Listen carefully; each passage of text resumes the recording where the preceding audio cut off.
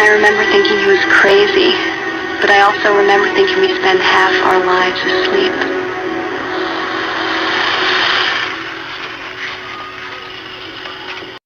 They get you when you sleep.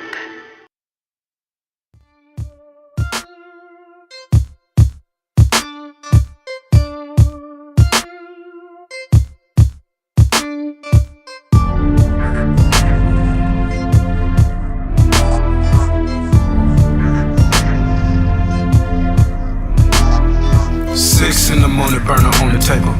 Fiends at the door with their hands on some paper, trying to feel the vapors of the crack rock.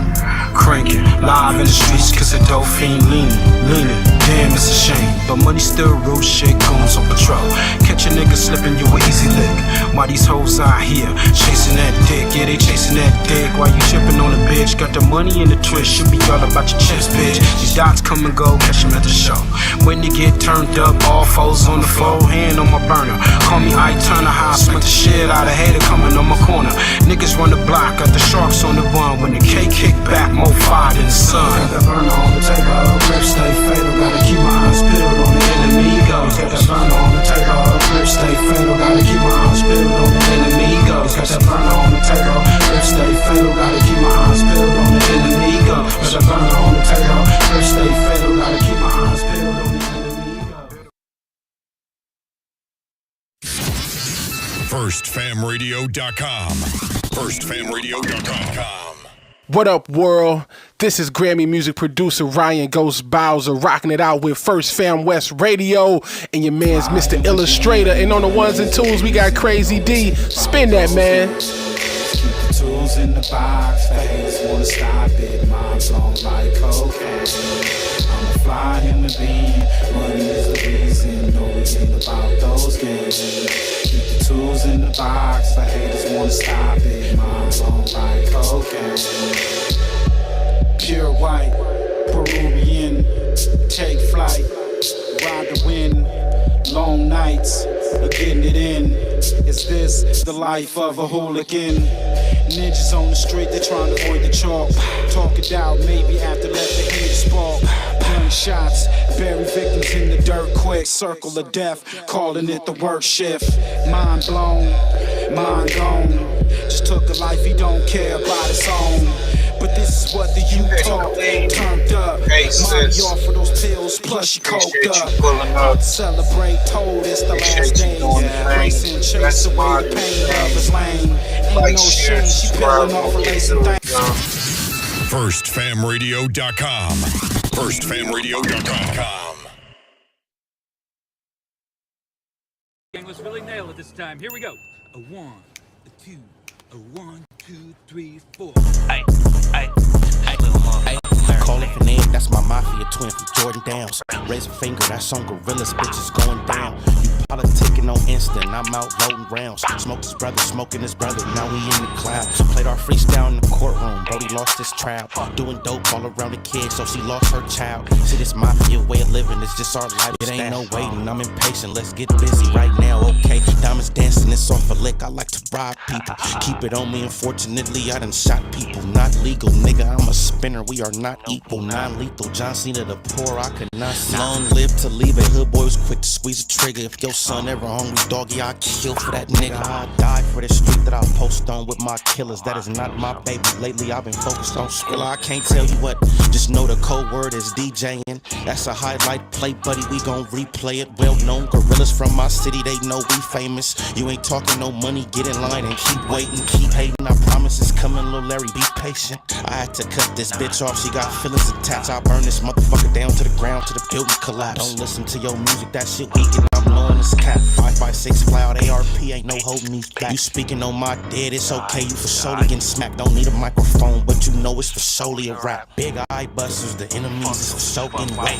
Don't believe none of your story, that shit make believe. 223s, you ain't ducking nothing, this could shoot through trees. Cold word, mental cycle, I came to make a pussy bleed. It ain't a bitch on this earth I'm gon' ever need. I tore down they ever run up on me, shit, I ain't having it. You sir not a killer, we heard you did that shit on accident. I told these niggas I'm from Gorilla Gang Mafia. Yo, BM keep watching me, tell her put down them binoculars. I beat with the whole city, fuck about being popular. Not affiliated with none of my people, so we robbing. I get busy with two, they start calling me the problem solver. I'm a real life sparker, don't worry, twin, that's on my daughter. Hey, why you dissing me on the net? We from the same city. Always leave a house with it on me, yes, it came with me. Trying to catch a body, you should not come playing games. I'm a rock star with a drum, so you know I got it on stage. Outside thugging on this block, cause I have no home. Kill a nigga playing with my bro if he right or wrong. Stand dead in his face and that's fuck nigga, what's happening? Like a donkey in this club, it's okay, we get to dragging niggas out. If it get tricky, shit, I'm passing, it's time to pass on the house. If you can lie dead in my face, I can smack you dead in your mouth. You off this pistol, I don't believe you gon' shoot it. I ain't breaking nothing down, if you want it, dog, we into it. Been a couple times they had me, fortunately they blew it. Trying to keep my mind inside of my head, cause usually I lose it. Think you really gon' touch me, you must be motherfucking stupid. Chop a big as Rasputin, get a boner. Calling for Ned, that's my mafia twin from Jordan Downs. Raise a finger, that's on gorillas, bitches going down. You politicking on Insta, and I'm out loading rounds. Smoked his brother, smoking his brother, now he in the clouds. Played our freestyle in the courtroom, Brody lost his trial. Doing dope all around the kid, so she lost her child. See, this mafia way of living is just our lifestyle. It ain't no waiting, I'm impatient, let's get busy right now, okay? Dang, my.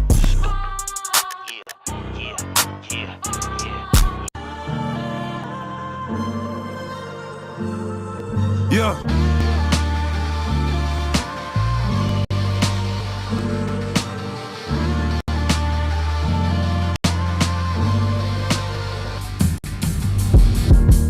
I just stay on and stay out the way. I just got some pounds and I got some yay. Real niggas around, you look out of place. Quarter brick right now and that's just on the face. Sell it all right now, it all be gone today. Good customer service, we don't make them wait. We constantly serving, pleading him play. We constantly serving, pleading him play. Hey, man, I just stay down and stay out the way. I just got some pounds and I got some yay. Real niggas around, you look out of place. Get a quarter bit right now, and that just on the face. Sell it all right now, it all be gone today. Good customer service, we don't make them wait. We constantly serving, big and hammer play. We constantly serving, big and hammer play. I come from the bottom, I say with a tray. Got a switch of lemon Carter, he just wanna bang. I just want the paper, I don't wanna hang. That boy that met the world, now he's up to pain. I just met your girl, she left with a stranger. Soon we shot it up, she knew I was gangster. I don't take no threats or no ultimatums. If you talking shop, you talking my language. Cop sip, hit half liter of the raw. Big earner, but I used to be an underdog. Don't keep 100, that's why I don't fuck with y'all. You come, try to strike, you gon' get a gutter ball. Losing all my fucking life, I can't take another loss. Grinding all winter, and I don't take the summer off. Putting that's to make a half brick, do a somersault. He's special, he just fuck around and run 100 up, add it up. I'm a real nigga, just to sum it up. You can't be with me, little homie, you ain't done enough. Hey, Joey, can you throw me something? No, not at all. But if you cop folk, I might take 100 off. Sold his ass headbang and get some Tylenol. You get pulled when you leave here, then I am not involved. Put the bands around my neck to make it freeze up. If my grandma was here to see me, she say Jesus. She was busy see me with that money and she freed up. Miss me with that little boy Larry shit, I ain't no peon. Plug on the way, damn it took him an eon. For a bonus price, I need something we can agree on. Put a brick in the crib across face. Fuck it up, tryna cook it, nigga, that's the old days. You push it always, hitting plays are always. Giving out quarters like motherfucking arcades. Listen to your pockets, nigga, fuck what your heart say. Yeah, I keep that fire on my fucking dark days. Me and my pistol will never part ways. Me and my pistol will never part ways. I just stay on and stay out the way. I just got some pounds and I got some yay. Real niggas around, you look out of place. Quarter brick right now and that's just on the face. Sell it all right now, it all be gone today. Good customer service, we don't make them wait. We constantly serving, big and hammer play. We constantly serving, big and hammer play.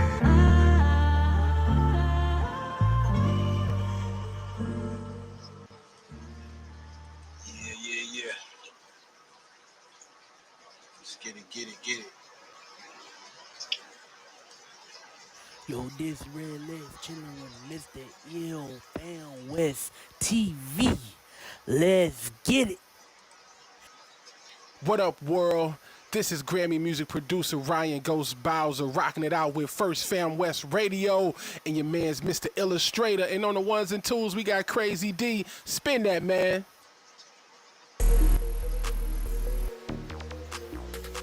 What's up? What's up? What's up? Yo, Push, what it do? We got Brother Push in the building. Put the link out there. Hope the other fellas they tap in. If not, they hear in the spirit. My dude is underwater. You know, he's sounding like he's still doing some research. He's underwater, scuba diving.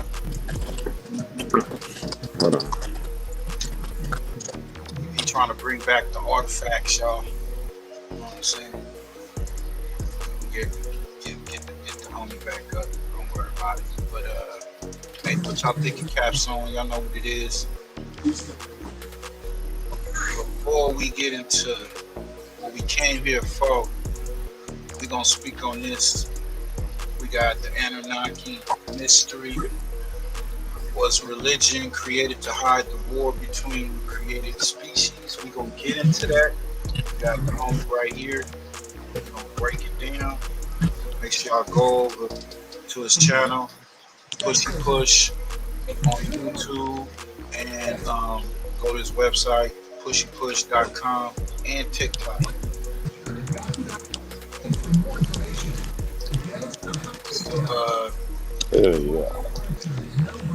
hey, you give him a little. Can you give him a little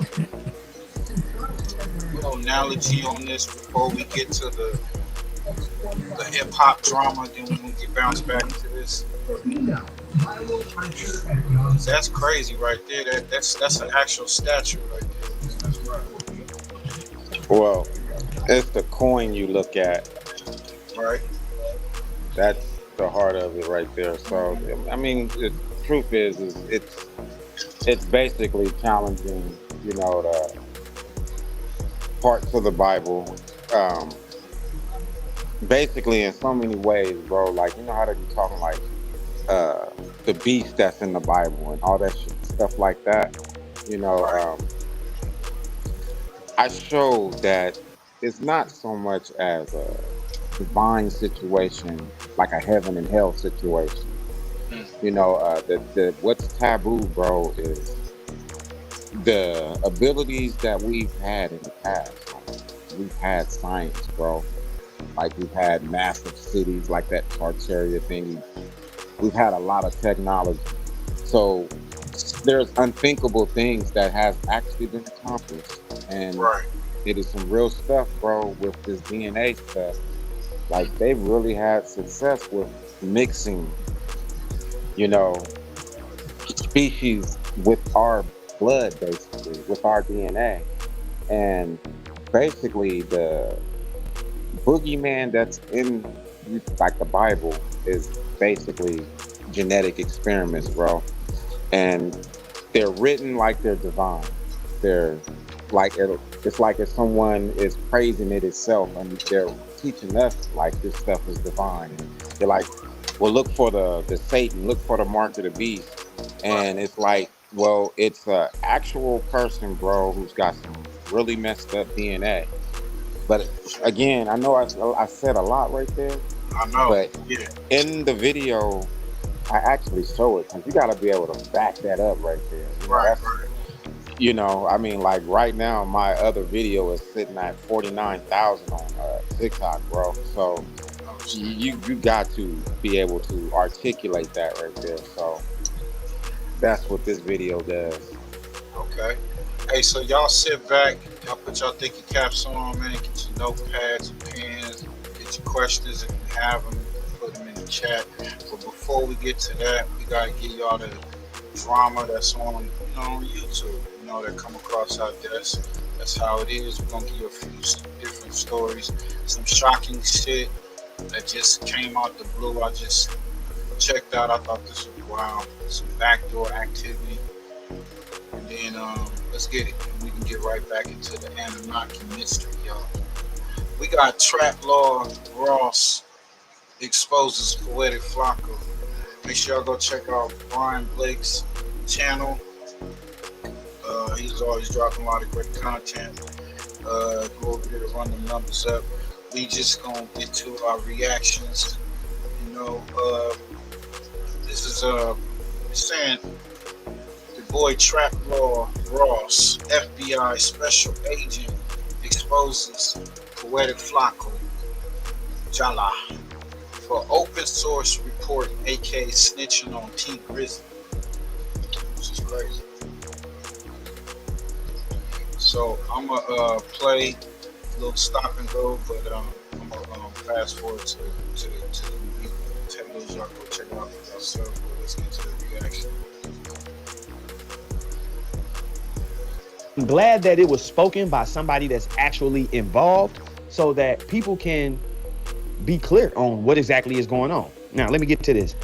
In this latest video, Trap Lord Ross acknowledged that he was receiving heat from some fans and, you know, some viewers regarding his statements about sending information to the FBI and, you know, just telling in general.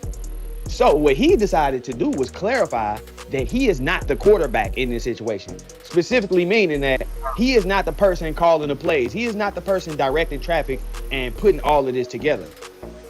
The person he identified as the quarterback, though, is Poetic Flacco. First, we offer overnight boarding. Your pet will stay overnight in your sitter's home and not only be treated like part of the family. And what he did do too is he acknowledged that he is acting in concert with Flacco. Hey, I'm not the quarterback. My boy Flacco just doing this and that and this and exchanging information with me. Now, the funny thing about it is he's trying to say, I'm not a Fed because I'm not the one doing these things. And then says that Flacco is doing them. So he basically telling y'all Flacco is the one that's the Feds. But like I said, he acknowledged that he is working with Flacco. He acknowledged that he has knowledge of this information and is still doing what he's doing on the internet. Guilty by association. But it's not even that in this case because he's an actual member of the team. I'm gonna play this clip for y'all so y'all can hear exactly what he said, and then I'm gonna go back and elaborate on it some more and, you know, do what I do. But without us waiting any longer, let's go ahead and get into this clip. All right. Yeah, go ahead and lawyer up T. Trap Law Ross done made a video about you. Look, okay, I'm not the quarterback of this one, okay? You got people like Poetic Flacco really talking to families, getting courtroom information and breaking shit down. I'm gonna get to that in a minute. But I appreciate you guys. What he just pointed out is that aside from what they are doing with the YouTube investigations, going through tweets, breaking down interviews, breaking down footage that was released around that time that may indicate T Grizzly's mindset, aside from doing all of that stuff, they are actively talking to the family of, you know, the lady who lost her life, condolences to her. They are at the courtrooms watching the trials and being all involved in that, along with this information, along with sharing this information that they are sharing with the internet. This is where a lot of people feel like YouTubers cross the line, because it's okay to, you know, want to spectate a trial. It's okay to watch videos, but when you actually get to reaching out to these families and, you know, inserting yourself directly into the situation, that's when it get kind of borderline weird, bro. And I say that because y'all have no personal connection to these people. Flacco probably never even played a T Grizzly song prior to this. And I get it, some people just genuinely love people, the human race, so they would want to, you know, help this lady and help her family. I get that part. But these are also the same guys that consistently keep up conflict. Like Trap Lord Ross is trying to excuse himself from this situation when you are part of the problem. You inspired Flacco. Right. You did the same thing with the King Von documentary, with all of the other documentaries. It's just this time you took the opportunity to throw Flacco under the bus. Now I gotta say what need to be said. Some people ain't gonna like it, but it is what it is. It looked crazy. They calling you racist. None of y'all have ever spoken out and said that this person was snitching or this person was snitching. As far as like 1090 Jake, Trap Lord Ross, you never heard either of them say that what they consider the other one doing is snitching or working with the feds. They actually try to defend it. I've heard Jake say, oh, how can they say Trap Lord Ross the feds when he just putting out public information? And then I've heard Trap Lord Ross say, well, 1090 Jake, people think he has this government job and he just doing FOIA requests and defending each other. But now that Trap Lord Ross is getting heat for being the feds and saying certain things, now it's, oh man, I ain't the quarterback on this one, Flacco. You know, like you just threw Flacco right under the bus. So people like, oh man, he throwing the black guy under the bus, and you making it tight for yourself, man. That's what you really doing. But like I said, I've never heard either of them throw anybody under the bus. They don't have a problem with doing it with Flacco. And to say that Flacco is the feds for this, that nigga Flacco said he can't wait to snitch on the motherfucker. said he got the feds personal number. So I'm not surprised when it comes to Flacco. Trap Lord Ross been going through back and forth with various different platform or content creators or whatnot, and they have had them on No Jumper. I mean, to me personally, they use some of these news channels and information to solve cases. Shit. So I wouldn't put it past them nowadays. We showed you on the last live the highest paid informant for the DEA, looking like one of our peoples, one of our homies, somebody that we meet in the neighborhood. Means that you acknowledging that you the feds for all of the stuff you have done. I pay attention to words. Trap Lord Ross didn't say, this is not federal work, this is not police type work. He said, I'm not the quarterback on this one.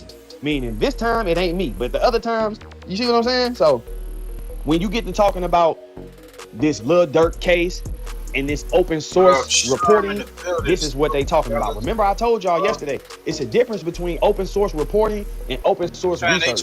Open source research involves the police getting on the internet and looking for stuff themselves. That's open source research. Open source reporting is what Flacco is doing, what Trap Lord Ross is doing, what 1090 Jake is doing. They go and get these open cases and they dig into them. Yes, Jake does open cases. He did the King Shine. He did a couple people who had open cases. If I'm saying that right, it was King Shine. There's one of them King dudes down in Florida, but I believe it was King Shine. If I'm wrong, correct me in the comment section. I ain't got no problem with that. But this is what they do. That's open source reporting. Just look at this document. This is from Durk's indictment. One of the great challenges in this world is knowing enough about a subject to think you're right, but not enough about the subject to know you're wrong. It clarifies the difference right here. According to open source reporting and witnesses, meaning that this information was brought to them. If you look at the footnote, it says based on open source research. And then they cite the places that they did the research. They give you the articles where the officer actually went and did the research. You know what I'm saying? So y'all got to know the difference between these two. And this is not about, hey, y'all, he's a snitch, I hate him. This is not about that. This is just me being real with y'all and letting y'all know what's going on so y'all can be aware of who these guys are and who you talking to. I know a lot of y'all aspire to be on these platforms and want to get interviewed by these guys. Y'all want to talk to these guys about your story. Even if you're not a rapper, you can just be an entrepreneur, have a business that you want to promote, and you might feel the need to tell your backstory. This is who you telling your backstory to.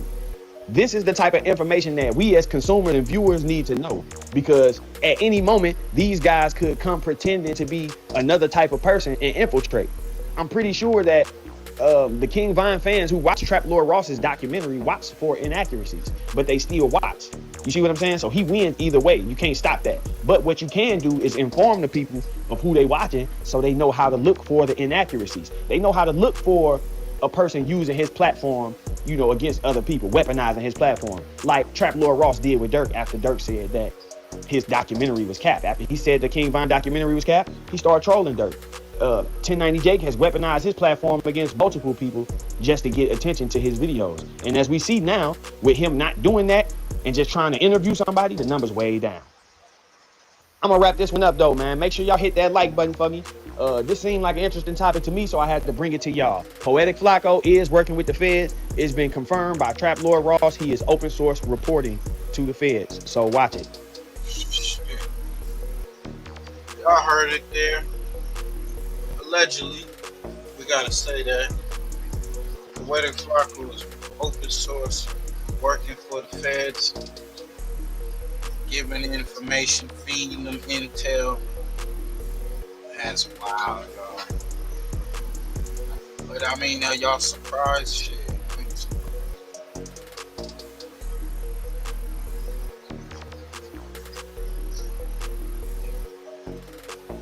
Trying to get that $200.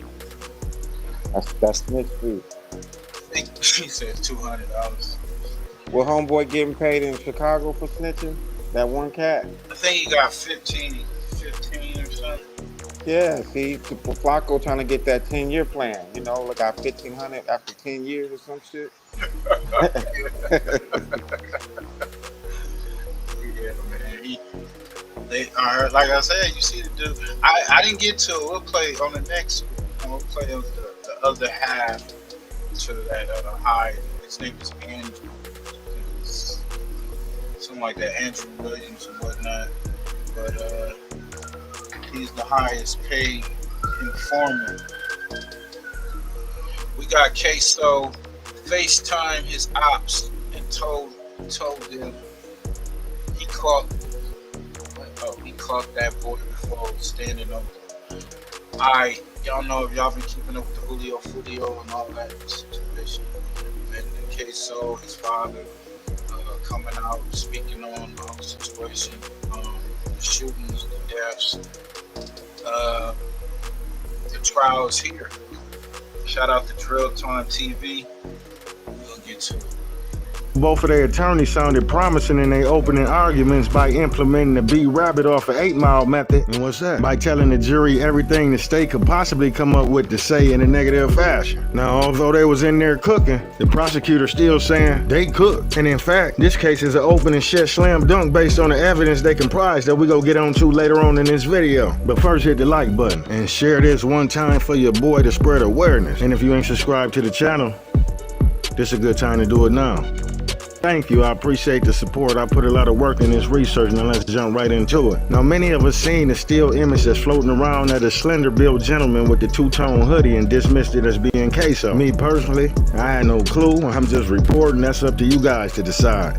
So let me know in the comments. However, prosecutors saying Charles McCormick, aka Little Buck from 6 Block, home of Julio Fulio, made a diss track against ATK and spoke on a Willie Addison hit. So on January the 15th, 2020, Queso, his brother, his cousin, ATK Scotty, along with his friend Butter and his cousin Torgon, followed Lil Buck from his apartment complex to a temp service called Express Employment.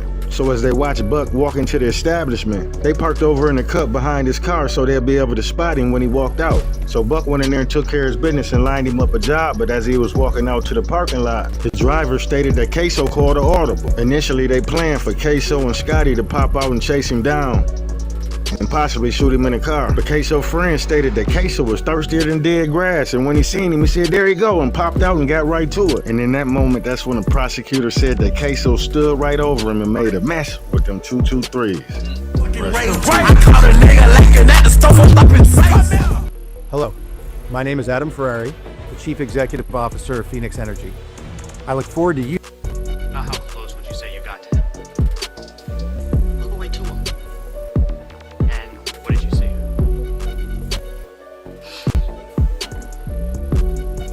His legs separated and half his face was gone. His teeth were on the sidewalk. 2 people who shot and killed. So half of his face was gone.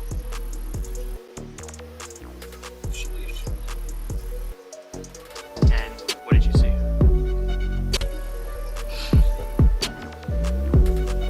His legs separated. Half his face was gone. His teeth were on the sidewalk. 2 people who shot and killed this. Damn, bro, you know what's crazy is they didn't kill a millionaire.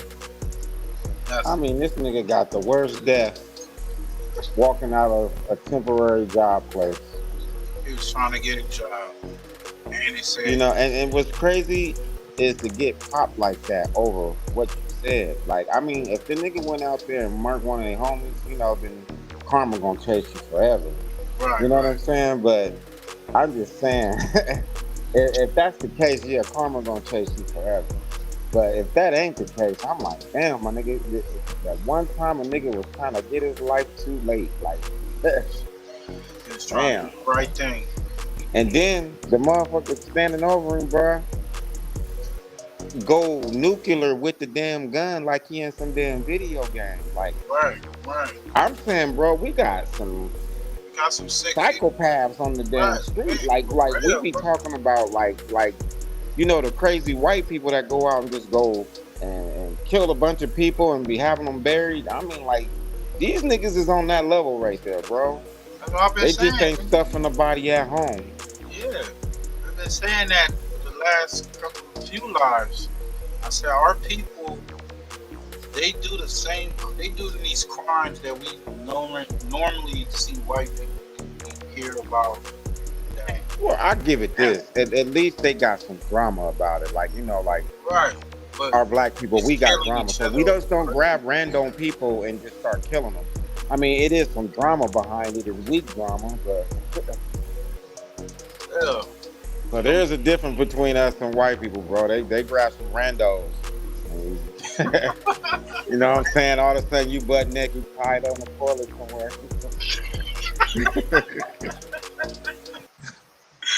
Oh shit. This man in Arlington, this is a new picture of Charles McCormick Jr. given to Action News Jax by his family. They say he was supposed to be starting a new job yesterday when he was killed.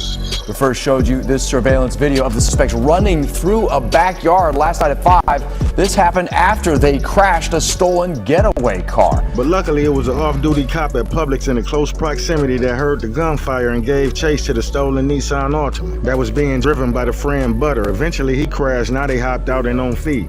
Officers say Scotty and Butter ran in one direction towards the house they crashed at, and Queso ran in the opposite direction. So the officer put his attention on Queso until he hopped a couple fences and got up out of there with rifle in hand and hold one. But prosecutors mentioned that he was caught on a Ring camera, and they claim they got footage of the murder. So the off-duty officer radios to the other officers their direction to travel. The officers claim, unlike Queso, Scotty and Butter left their weapons in a stolen Nissan and made their way in the backyard of a 57-year-old woman and barged into her home without permission, trying to evade the police. So boom, they make it into the woman's house. She walking out the bathroom and she spot the two guys and tell them, "Get out of my house," but in some colorful language, right? And proceeded to make it out on her front porch yelling help. So the both of them pulled this lady back in her home, and it was said that Butter proceeded to choke her down to the ground and took her phone and threatened to cause further harm if she didn't comply.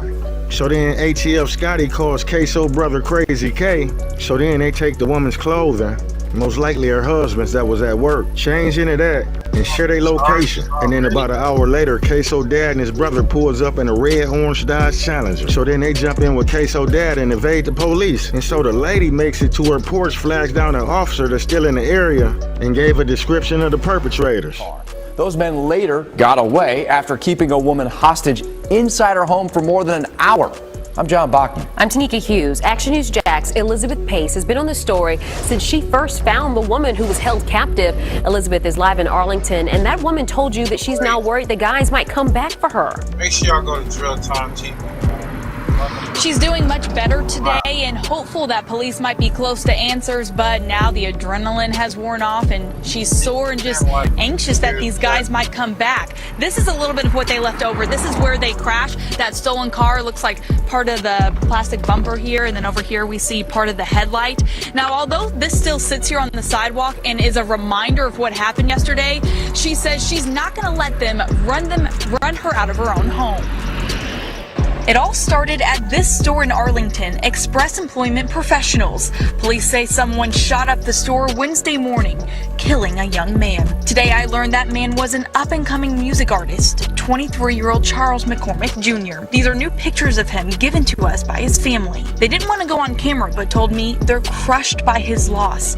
He was supposed to be starting a new job that day. Before the suspects could get too far, they crashed their stolen getaway car about 2 miles on Townsend Boulevard. Neighbors gave me this home surveillance video that shows them running through yards and hopping a fence to get away from police. Then they chose a random woman's home to hide and change clothes. Okay, so what happened? So that you just saw them all of a sudden? They were in my house. I came out of the bathroom and they were in my house. We were getting video of the crashed car when I heard screams for help. She told me the two suspects just left her home after holding her hostage for an hour and a half. I helped her over to police and have checked in with her a few times since then. She says she's sore after trying to fight them off, but refuses to let them win. She's resilient. You never think anything like that's going to happen to you, and especially her. Kim was the first friend to find her. She also lives nearby. We've been putting it through our heads all the different scenarios that could have happened, and we're just so thankful that she's alive.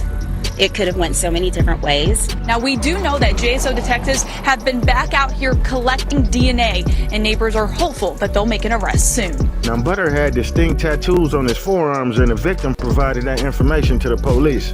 That same day, officers had her look at a photo spread, and she identified Butter as the one who choked her out, but she couldn't identify ATF Scotty because she didn't really see his face clearly. But to Scotty's surprise, they didn't really need her because when they pulled her back in the house, he left DNA on her clothing. That DNA evidence along with phone records proved that Scotty and Butter were the two that broke in his poor lady house and held her against her will while assaulting her in desperate hopes to escape from the police. Inside the stolen Nissan Altima, police also retrieved DNA evidence that leads back to Queso and ATK Scotty. The prosecution also emphasized that the two guns recovered from the stolen Nissan that belonged to ATK Scotty and Butter, they were not the murder weapons. Hey guys, can you believe that Amazon made billions of dollars and only paid? They saying that the murder weapon was with Queso and he ran in the other direction. They said ATK Scotty had an AR-15 with 27 rounds and one in the chamber and was ready to fully participate, although he didn't pull the trigger.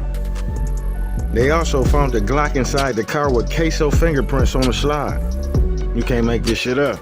They loaded AR-15 in the back, 26 rounds, including one round chambered, ready to fire. That was Leroy Whitaker's rifle.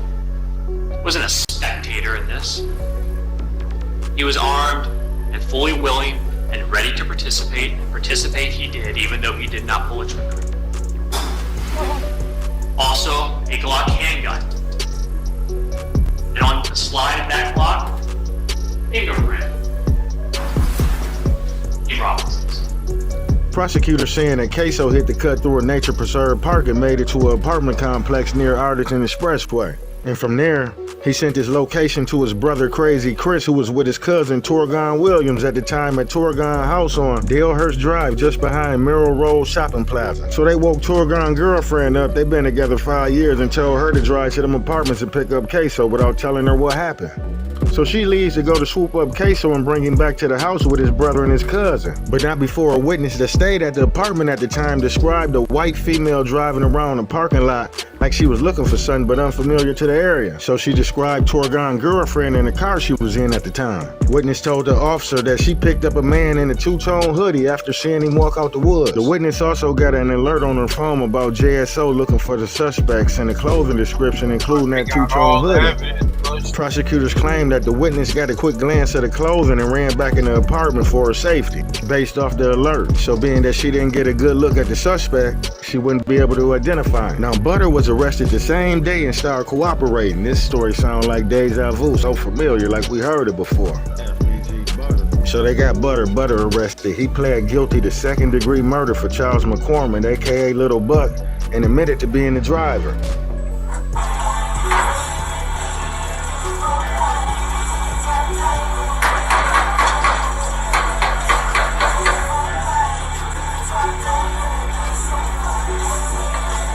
He pled guilty to burglary with assault and battery for running in that lady house fleeing from the police. He pled guilty to aggravated fleeing and eluding law enforcement for taking the police on a high-speed chase driving up to 100 miles per hour. And get this, they said he also pled guilty on a separate murder case.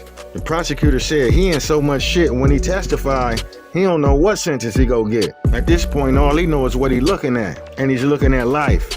In prison. Yep, life with no parole, and according to his guidelines, the minimum he can receive is 41.8 years up to life in prison. But with his cooperation, the judge is allowed to go below that 41.8 threshold. But that's if she decided to, and at the time, she ain't make no promises. Now, one thing for sure and two for certain.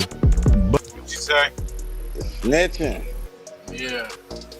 Don't matter. He's still getting life. Bubba also know there's no way he can get less than 20 years. But at the same time, he could testify and still get life. But the prosecution said they feel so confident that even without Butter, they had enough evidence to put Queso and Scotty away for a long time. Because right before the murder, Queso goes on Instagram and tell a 6-block op, I caught one of your boys slipping, right before running down on his prey, bloodthirsty. Queso dad Blue pled guilty to 2 accessories to murder. One from this case, another unrelated. I believe Queso's father is gonna testify that Willie Addison, the guy Charles McCormick dissed in the song, was his son. And him and Queso's brother Crazy Chris was in a car and got shot while his son Willie died. And after that shooting, they became aware of the song and didn't like it. His son Abdul Jr., aka Crazy Chris, got hit in the head. So basically, Queso was furious. Now, when you watched that video of the murder of Charles McCormick, did you recognize the shooter? Yes, sir. Who was the shooter in that video? Your son, Nicky Robinson. Yes, sir. And obviously, he's your son, so you're very familiar with him. Yes, sir. Leading up to January the 15th, 2020, when he got a call from ATF Scotty and Crazy Chris because they needed help. At the time, still sticking to the story, saying that he didn't know that a murder was committed until he picked him up. But all this seemed rather suspicious to the viewers, especially since Queso's father went on the news expressing his pain with the promise of no retaliation after losing a son and being hit up himself in the same instant. Standing over that nigga and shooting him till he dismembered him. Right. That's 50 years. 50. That's half a century, bro. Half a century. You could have just wet that nigga and moved on, my nigga. You made breakfast meal out of that nigga. God damn. He did, man. They said his leg was detached. His teeth was over on the concrete. Half his face was shot off. That nigga was just having fun with that weapon. These niggas dumb and they get no money out the deal, nigga. You just got a life sentence. Fuck y'all niggas with y'all, man. Don't be thinking about shit in your brain. Like, I ain't like that diss song, nigga. He gotta go. I ain't gonna lie, bro. If they gave you life like that, I mean, what are you saving at that moment? Like for yourself? That's real shit. Like you got 41 years max. I guess a nigga can get out when he's 60 something, possibly, I guess. Right. You know what I'm saying? Get about 10 years to live. Right. They preserve you pretty well, so he may get a whole dime out of it. I don't know, stuff like that, man. I'll be like, life for a life, bro. You know what I'm saying? Like, that was straight up dismemberment, you know? Stood over the dude's body. I mean, you know how gross that is? You probably got some teeth on you. Yeah, he had blood, you know, type of cuts and shit from the kickback. It's crazy. Since watching his other son sustain a gunshot wound to the head. Damn, I ain't gonna lie.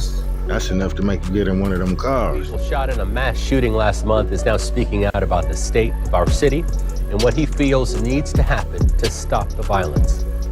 I think just as well as they're talking about bringing the National Guard in and all that, I think that that's going to be a challenge to the younger guys or whoever out here in the streets, you know, doing what they do. Abdul Robinson was also shot in the mass shooting. 6 were shot and 1 person died. The man who died was Robinson's 25-year-old son, Willie Addison, who was an aspiring rapper. News4Jax reporter Destiny McKeever spoke one-on-one with Robinson, who now says he wants justice. First, we offer overnight boarding. Your pet will stay overnight in your sitter's home and not only be treated like part of the family. And Tarek, there have been no arrests made in that mass shooting. Again, I spoke with the father one-on-one.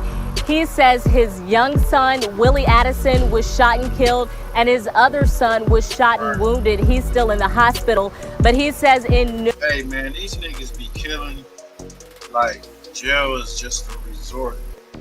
Where, you know...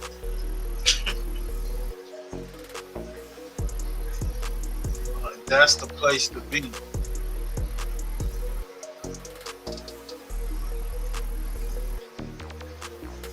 No way, shape, or form did this family deserve this. Posted on the fire with DNA, we get money. Willie Addison was shot and killed after a rap event at Paradise Gentlemen's Club last month. He was in the truck with 5 other people. His dad, Abdul Robinson, was driving. I guess 2 or 3 cars pulled up on the side of us, Shot inside our car over 100 times. Oh, this Killed my son in the front seat. See, they saying it was Get Back. The dude that did the diss song, I guess he part of the other crew that was, I think, part of or affiliated with Julio. And it's some all types of shit going on with this case, but the father is involved as well. Bro, how you get murked over a diss song? I mean, them dudes was going back and forth. They was doing a lot of bullshit. I'm waiting to hear the money, bro. Like, my nigga, he was on the block and my nigga took 4 birds and you know what I'm saying? And made fun of me on the album. You ain't gonna hear. I'm expecting to hear that shit. You know what I'm None saying? of that. I mean, No yeah, hustle talk. we gotta pop off. No hustle talk. I don't hear no hustle talk. I'm like, please tell me there was 4 birds stolen. You know what I'm saying? I'm like, nigga, we about to go get them niggas right now, man. Take his teeth. You know what I'm saying? That's motherfucking 100K. This is nothing. None of that. None of that. I ain't hear nothing about niggas hit the stash house. I got 100 of them things from them. They laid a few of their peoples down. I heard the back and forth shooting and killing rappers, but nothing about no birds, no money, none of that shit. I think that's what's messing me up with all this shooting stuff, bro. It's like, I don't see what it's for, you know? Like, I remember it, like, even when in the 90s, bro, I mean, niggas was getting shot all the damn time. But I promise you, it was over street shit, dope shit, you know what I'm saying? Like, all the time type. It was over money, period. Dope, nigga rob. Mostly that I've ever seen, it was always over some money, bro. Always over some money. I mean, like, literally, you'll get shot for being on the wrong block, niggas serving. I mean, I get that right there, you know? I mean, I'm not saying it's even better, but at least there's a reason. Yeah, this is just ignorance. And we got another case like this, man. So looking like life sentences for all the cats.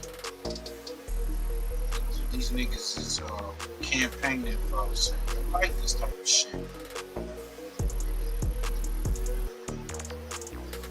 I ain't gonna lie, bro. They make that Crazy Bone thingy I heard sound so real. When he was talking about the music industry, they had like this meeting, and they were like going to use hip hop to put black people in jail and shit. And I mean, like, Yeah, I that's think true. they had success, bro. Yeah, they did it, bro. That's true. I think they had success. Like, no joke. Everybody got permission to call us niggas now. Like, every race, because of the hip hop. They're like, well, he said nigga in the song. Right. It's no joke, but it does seem like the music, bro, is putting us in jail in some weird, twisted way. It's like literally either killing them or getting them locked up. It's demonic, bro. And you know what? Because they keep chanting to you, get a gun, get a gun, get a gun. Like, I guess, you know. What did DJ Quick say? Hip hop kills right now. Yeah. What did he said? When you talk about death, rapping the spirits. That was a famous quote. Biggie and Pac started, you know, after they murders. A lot of people. I think that was the Pandora box right there. You know, because it was a lot of hip hop. I mean, but there was some real stuff. I mean, Pac got shot 5 times. Yeah, you got to talk about getting shot and shooting niggas and getting paid back. It all fit. You know what I'm saying? And you know, part of that stuff is jealousy and money and all that stuff in there. You can even see that there. Mm-hmm. This stuff. Oh, they just pure whacked out, twacked out. These niggas just want to see what it feel like. Yeah, look, listen to this case right here. Like, go rabbit hunting, my nigga. Get it out your system. Like, there's duck hunting. You know, there's a bunch of shit. I mean, you can go shoot. Go to the shooting range, man. Buy you some bullets, get you a pistol. At least you learn how to shoot game for real. I'm just saying, if you just got the thing you want to take some life. Look at this. White people do it all the time. They go duck hunting. Ducks ain't bothering nobody. Right. They be shooting deer and all that. It was better them to shoot them than me though. So shoot the duck. He got backdoored by his own friend for cutting him off while talking at a party. The fuck are we on, people? Hookah Anonymous, man. Y'all go over there, check out his channel, man. We getting our reactions in. This is crazy right here. Not enough to take care of you. Nothing? Take me in. Shit. Take you in for what? What you tell? Just take me in. Alright, I ain't got nothing to say. Yo, face! Yo, your face, please! With sugar on top! Can you imagine bringing someone to a party that you thought was your friend, but then y'all get into a minor dispute in the party because, of course, drugs and alcohol is involved, but you don't think it's to the point to where your own friend will want to take your life for it, right? Well, that's the case here. It said that a man by the name of Tevin brought another friend to a party where people he knew thought everything was all good vibes. Tension started flaring due to them getting into it over a girl, of course. And as they were leaving, he shot his own friend twice in the chest. Not once, not nothing, but twice.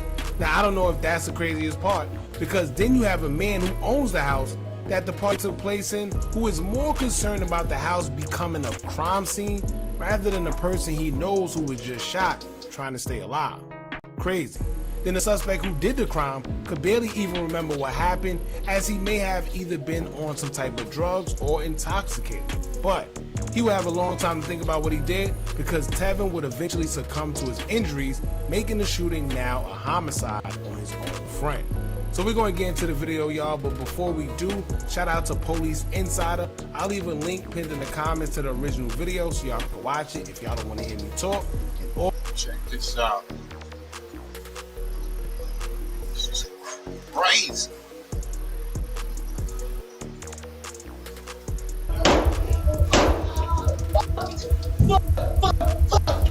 Oh my God, I'm about to die. When the officers arrived, everyone was confused and doing their best to save Tevin, who had introduced the killer as one of his trusted friends at a birthday party just a day earlier. We got him inside, 2 gunshots to the chest, GSW, collapsed lung. He has a little goggle in the throat. I don't have a halo shield. Yeah, so, no problem. Yeah. Where did you find them? Literally outside our door. All right, where are we at? Okay, right here, on the bottom. Downstairs? Yeah, right here. Hey! Say some loud. Stop that. Move. Do you know him? Hey, buddy. Hey, man. Okay. Yep, I see him. Okay. Hey, do you know who did this, buddy? Hey. Who are they? Take me away. I don't. Who? Take me away. I also heard only 2 gunshots. Where did this? You heard 2? About how long ago?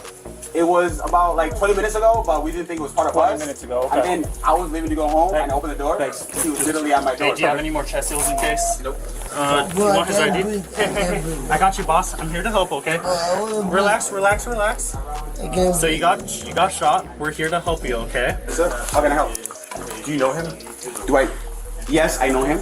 Okay. We were here because yesterday was her birthday. Okay. So we hung out at a party. People came over to the left. At 9 a.m. I had 11 o'clock Zoom appointment with the VA. So I told everyone to leave at a certain time, so it's not my house. She's okay. She is okay. Where is she? Let me see her. She is okay right now. She's not shot. She's not hurt, man. They are trying to save some guy's life. Yeah. Hey, man. I need everyone out here because all the medics are in there. It's crowded. We're trying to get him help. Hey, now this is his house. Let me show you something. You got some camera footage? Hey, boss. Just relax. Okay. Just keep. I know. It's just about on the chest, boss. Just let us work with you, okay? Yep. 2 seals on. So he left with 2 other people, and then once they left, 20 minutes later, I hear gunshots. I'm like, "That's flat tire." Outside the door. Yeah. No BP. Go.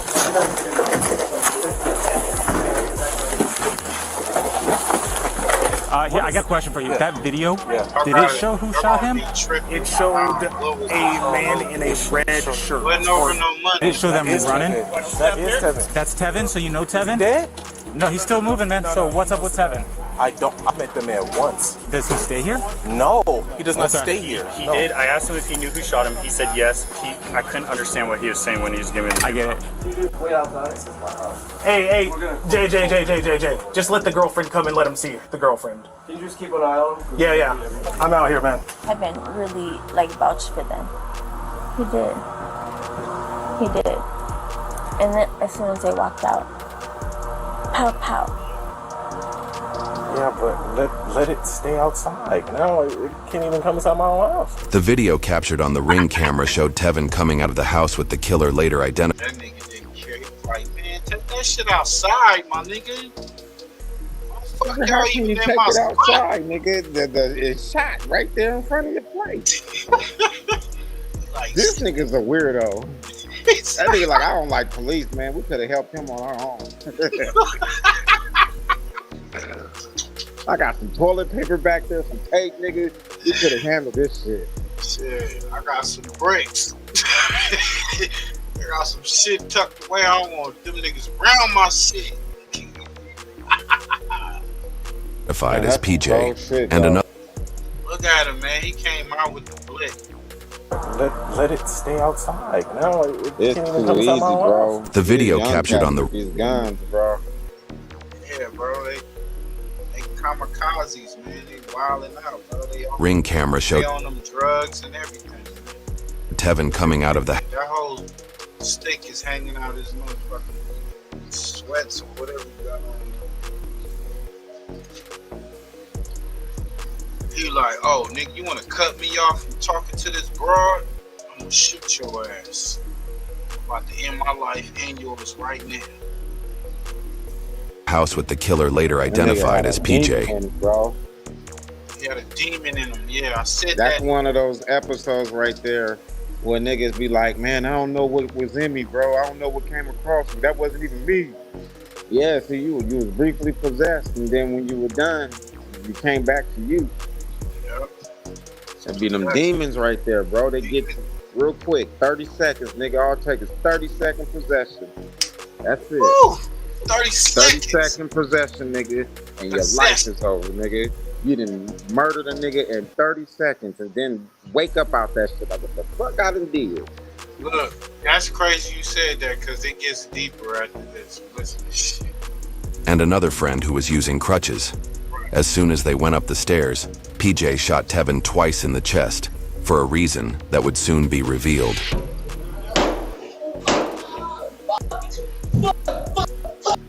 Oh my God!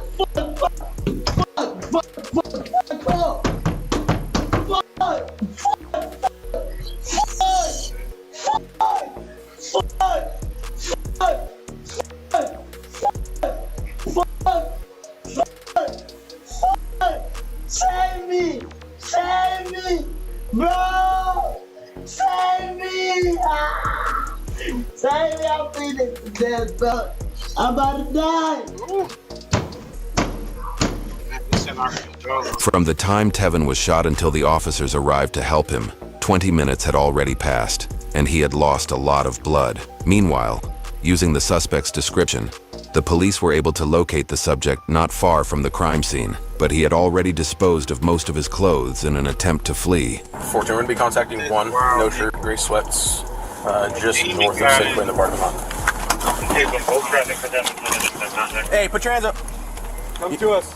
Keep your hands up. I'll let you do the talking. All right. Take off your backpack. Put it on the ground. Keep your hands up. Yep. I got hands. Take your backpack off and turn it around. Take your backpack off. It's fine. Yeah, put your hands right back up. All right, turn around, face away from me, and walk backwards. Markets move fast, sometimes too fast. One day stocks are soaring, the next. Okay, I'll take over. Something in his pocket there. I'll take over. Commands. Go ahead.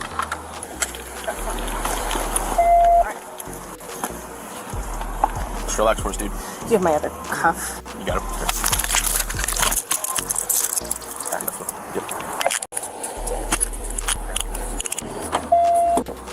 Okay, have a seat for me, okay? Yeah, it's okay. Alright, so you have the right to remain silent. Anything you say can and will be used against you in a court of law. Can you please take off the shades?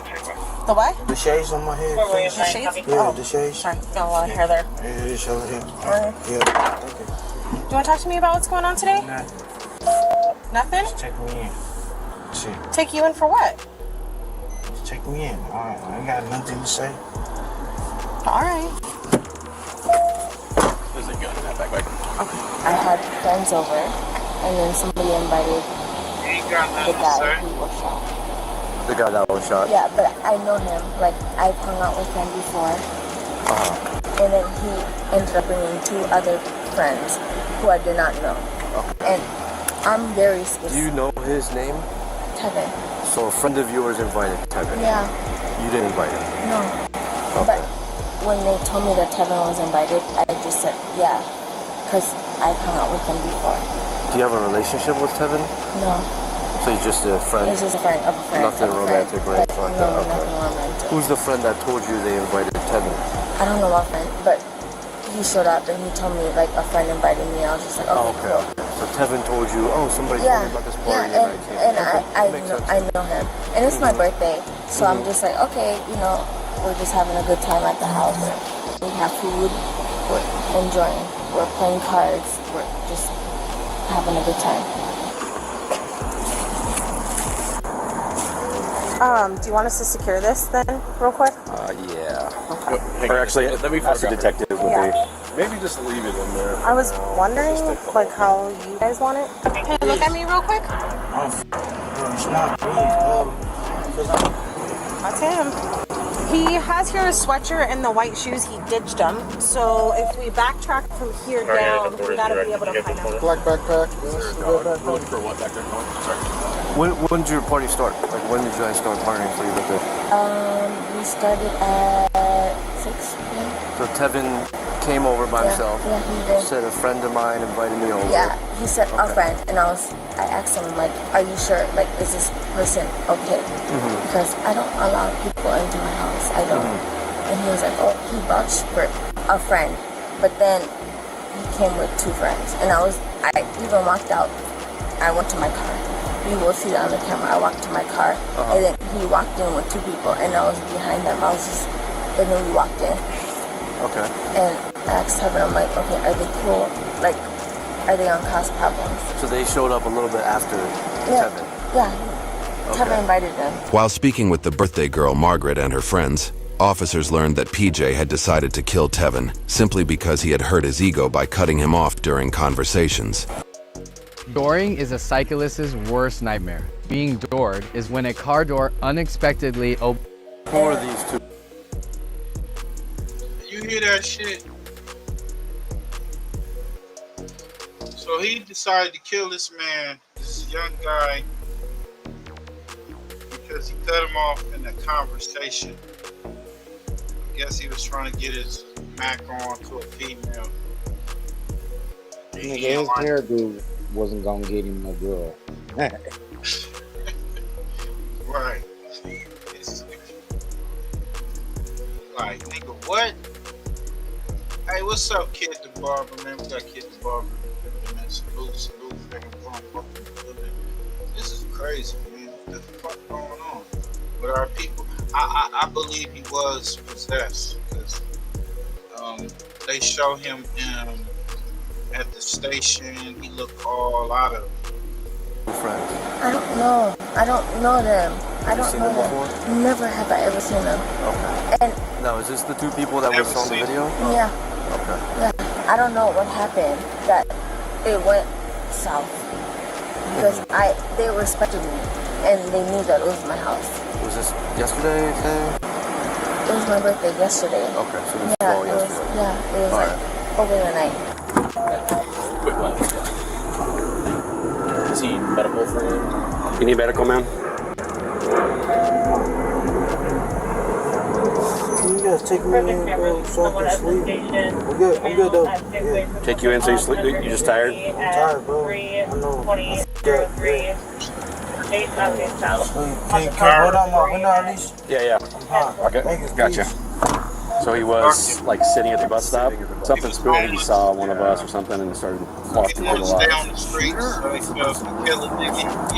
I thought the shooter, I'm sorry, the person with the shooter was described as a black man, but there's like 4 different descriptions that came out. So you mentioned something about a gun. Or tell me about that. He had a gun, and I told him, like, everybody here is safe. Everybody here is safe. So, like, do not, like, do anything. Like, this is my house. And he literally respected me, and he gave me a... Like a fist bump? Yeah. Okay. And he was like, I'm not going to disrespect you. Like, we're here to just have a good time and just chill with you guys. Yeah. Okay, so we're all sitting here doing shots, obviously. Yeah. Right? So we were all talking, and He then saw the pistol. Why let him in the house? She said he had a gun. We're all cool here. And he was like, yo, I ain't here to wreck y'all shit. I'm here to chill out. You know what I'm saying? Kick it with y'all. Back to one of your friends, you know? The homie invited me. I just got this blick just in case something happened. And I need to defend all y'all. Looking like SpongeBob in that bitch.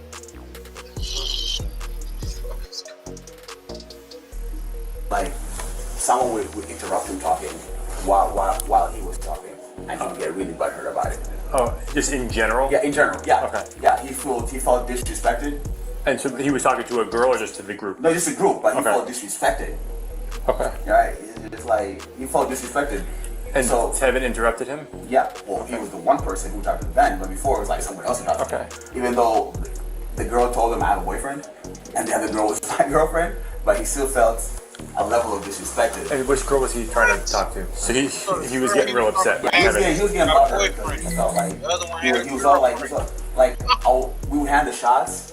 I would hand her the bottle. He'd be like, let her hand the bottle. I'm like, all right. When I trust somebody, like, and they vouch for it, I expect it. Because people know me. Like, why would you bring this stuff to my house? I'm not the type of person. I'm really not. So they all Bro, that nigga said I'm sleepy, And then we were just chilling on the couch, and then we heard pow. What'd you say? I didn't hear you.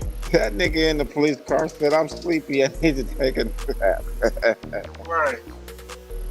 Hey, he done murked the nigga, he ready to go to bed, nigga. It's like, look, man, I did too much today. Killed me, got me a nigga, man. I stepped on his body. I'm good, man. I need some sleep. Get some shut eye. He was like, man, just take it to the man. Take me in. This is why. Pow. Two. Remember how many times you heard it? Two. I didn't open the door, but somebody else opened the door. Okay. And they saw him there. And he was like, oh, you guys need to come in. And because that's a friend. Like, we know him. So they brought him inside? Yeah. Okay. Yeah. And then he started, they're like, oh, bring blankets, bring sheets. To like, he had like 2 gunshots, like here and here. Okay. And we were And just you saw that? I saw that. I don't know what happened. I don't know what happened between them 3. I don't know. I don't fucking know. I don't know.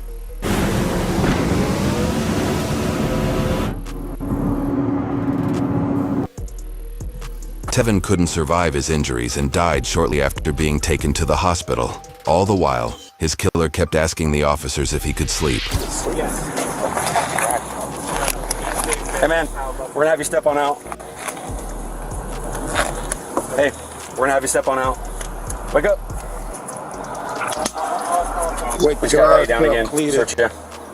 Step on out. Yeah, one more time. Are you serious, bro? Serious.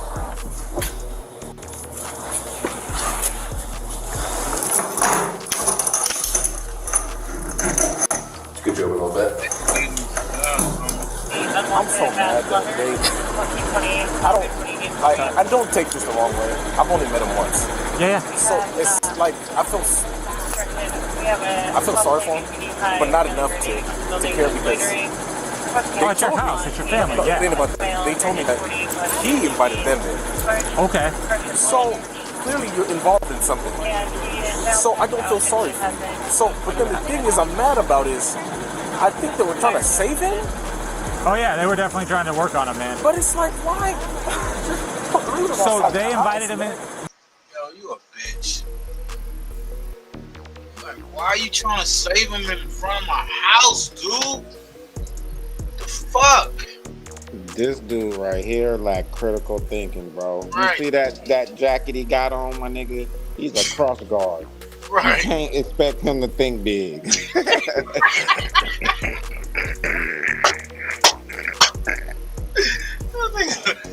Why are you doing this, man?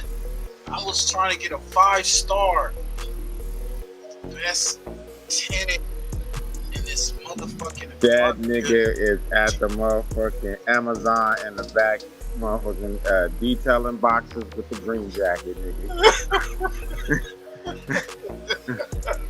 You asked him to be intelligent. Nigga like, man, why y'all was trying to save his ass in front of my I don't feel sorry for shit. That's cold-blooded.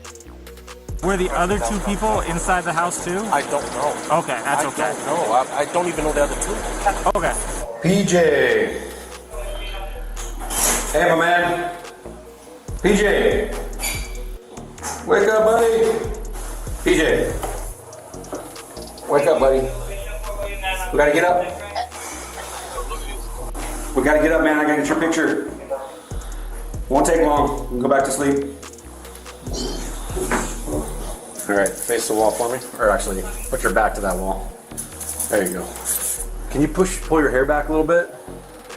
You know, a week from now, you're gonna sleep and wake up and you're gonna see that shit. It's okay. It's your first bloody scene. It's okay. Making fun of it is how you get over it. No, it's not. It's not. Do you see this? Do you see all this? Do you see my shirt? Do you see my house? This is my house. First IED. No, See no, this? no. I'm never gonna be okay with See this. this? Second IED and the door fell on my lip. It takes a while. Margaret, it takes a while. It takes a while. No, I don't want to hear what the fuck you're saying right now. You're allowed to feel how you're feeling. You want to be angry. Be angry. Be angry. And I'm sad. Be I'm angry. fucking No, Margaret, sad. be angry. And no, I'm like, No, look, Margaret. Look at this. Margaret. Right now, you feel angry. Be angry. I don't know what's going on. That's okay. It's your first. It's your first. Do me a favor. It's trauma. As long as you just sit down, just take some deep breaths, and Margaret, you need to be angry. Can you help me out, dude? Just get one more photo and then we'll get you back in your cell. Eat some cup of noodle. All right, let's go back. We'll put you back in there right now. Come on. That nigga So knees up on the bench in the center section there, facing the wall. Thank you. You got it. The officers found PJ's discarded clothes. I said he need a Capri Sun. He's done. Fucking cup of noodle, nigga. Yo, he definitely on that dog food. That nigga on that shit. He on that fentanyl, bro. Was in the area, and also interviewed the Lyft driver, who had been called by Tevin's friend on crutches. He witnessed the shooting unfold in front of him and told the police what had actually happened. I understand you called us earlier. Did you call the police earlier? Yeah. Okay. What happened that caused you to call? I went to the destination where I have to pick the person, and there was 3 guys that was talking standing. What I know last is one of them there was 3. One of them was running towards the apartment from them. Towards the like away from where you were, running towards the apartment. The apartment. Okay. I heard gunshot that time. The other guy, I locked the door right away because I can't go because I have to back up. You know, I parked my car already. So they come to me, 2 of them, and when he tried to open the door, one of them, it was locked. He ran away the other side. Okay. But the other guy, he have to crunch here. He was walking with the crutches. Okay. Yeah, he not open the door. That time I realized, well, if I don't open, they might shoot me. Finally, when the other guy, he ran. But this guy, he stopped there with the crutch. The crutch guy, okay. I open him, he get in. The up is different direction, it says. The lift, maybe they will call emergency. They might send me a police. That's why I'm scared. They might send me a police. Oh, well, you need to turn it off. I cannot turn it off because they know I am in danger. Still, they will do that. So, if you know going Starbucks, it is okay. I'll take you. I know that Starbucks. I live this area. I know the area. Definitely was a beast, man. That was the beast, man. That was one of the beast, man. He was all knocked out. He was on that fentanyl. He just popped the nigga because he felt he disrespected him. This dude, you see how crazy that shit is? He probably did it when he cut him off. It probably was just like he wasn't even thinking about it. It was just like he was talking and shit, and then said, "Yeah, man, we went to the mall and shit." Saw, you know, he looked at him like, "What the fuck, nigga? You see, I'm trying to mac to this girl right here, nigga." And at that moment, it was like, this nigga gotta die. The demon in him said, yo, he gotta die. Kill him. Kill him right now, as soon as he walk out the door. Fuck him trying to help the nigga up the steps with the crutches. Pop that nigga. And all your troubles will go away. What kind of shit is it? That's crazy. I went up a little bit that way. He told me turn here and start. Hey, what Push got to say on this Anunnaki mystery, and then y'all gotta check out pushypush.com with these beasts, man. And come on, man, it's a lot of possession, like the brother was saying, going on. Real, for real, for real. I dropped him there. Okay. I stopped. He went with his crunch, and I dropped him there. I called the police. The lift called the police after he dropped him off. Hey, that's wild, Push. No money. He got a life sentence. They charged him, I guess, with second. Well, I'm trying to see what a nigga with the crutch got to say, nigga. He was right there. Time for him to sit. Right. We are in the last days for real. That nigga saw. They walked. You see how he walked away? He walked away after the murder. He just like. Shh. PJ shot Tevin twice in the chest for a reason that would soon be revealed.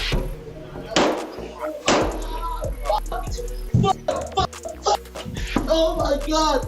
Motherfucker on crutches start walking away. I think they said the dude with the crutches called the killer a taxi or a lift. It may be deeper than him just popping them like that. Maybe that was the word, like in Belly, when DMX was sitting at that table with the two guys, and he gave him that little nod. You gotta really look at it. Look at DMX's body movement. As soon as he looked at him, he gave him that little nod, just a slight nod. The dude just off him right there in front of everybody. Maybe that was happening, allegedly. Maybe that happened. Helped him up. He like, damn, man, this nigga actually helping me up these steps. Hey, but you gotta do what you gotta do. You already know. I don't know. Shit, wow. You seen Master Voice on YouTube? She the truth. I'm gonna have to check her out. It's called The Master's Voice. I had to check that shit out. Shit, never peeped it. Yeah, peep that part. She out the real though, okay? It's called The Master's Voice. Okay, I'll check her out. Say she's the truth. Got a little bit of truth coming up on Discretion TV. Make sure y'all run over there, run the numbers up. Salute to the guy, Discretion TV. Did they find the Cadillac or not that shot at Tupac and Shug? Reggie White Sr. lied again, man. Let's get to it. Officers. Reggie Wright Jr., the head of security for Right Way Security and Death Row, organized the personnel to plan the hit, and I believe police officers were a big part of the hit. I would kind of be hesitant too. So what happened was Reggie Sr. tried to call Las Vegas like 2 times, and they totally like blew him off. Well, we're not going to give you any information. They kind of like dissed him.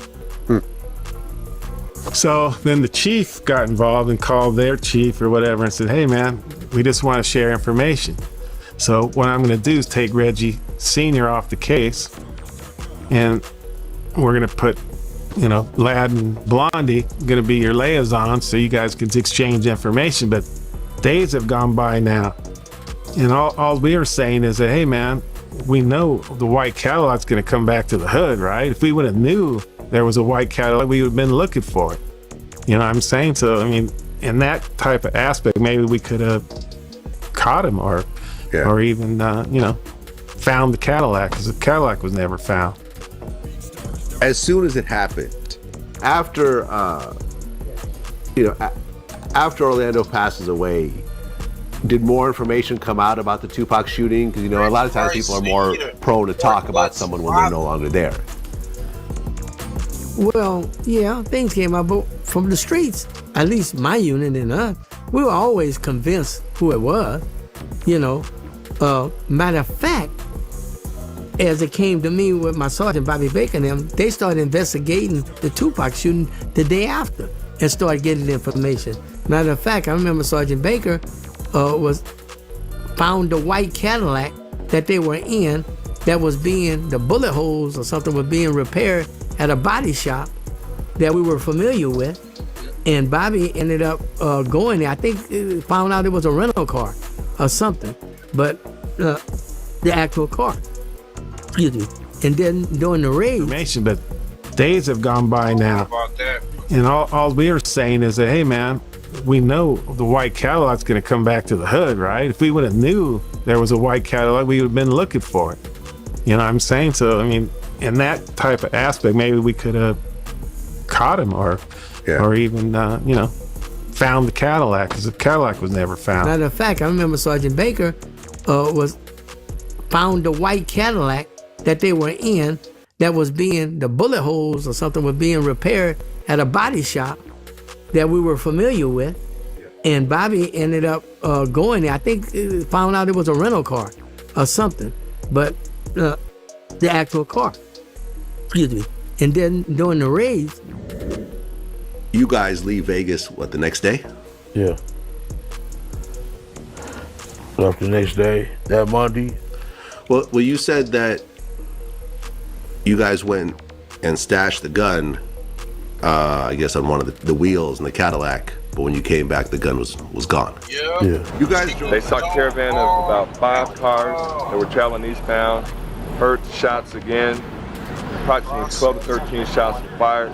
The officers saw the black BMW followed by a black BMW station wagon and 3 other cars make a U-turn on Flamingo near the Maxim Hotel. They made a U-turn, proceeded westbound, coming onto Las Vegas Boulevard, where they were driving very erratically. They radioed that they heard the gunfire and saw these vehicles traveling in such an erratic fashion. Other officers who were working the strip area were able to get the vehicles stopped here. As you see, the black BMW was traveling on the rims on the right side.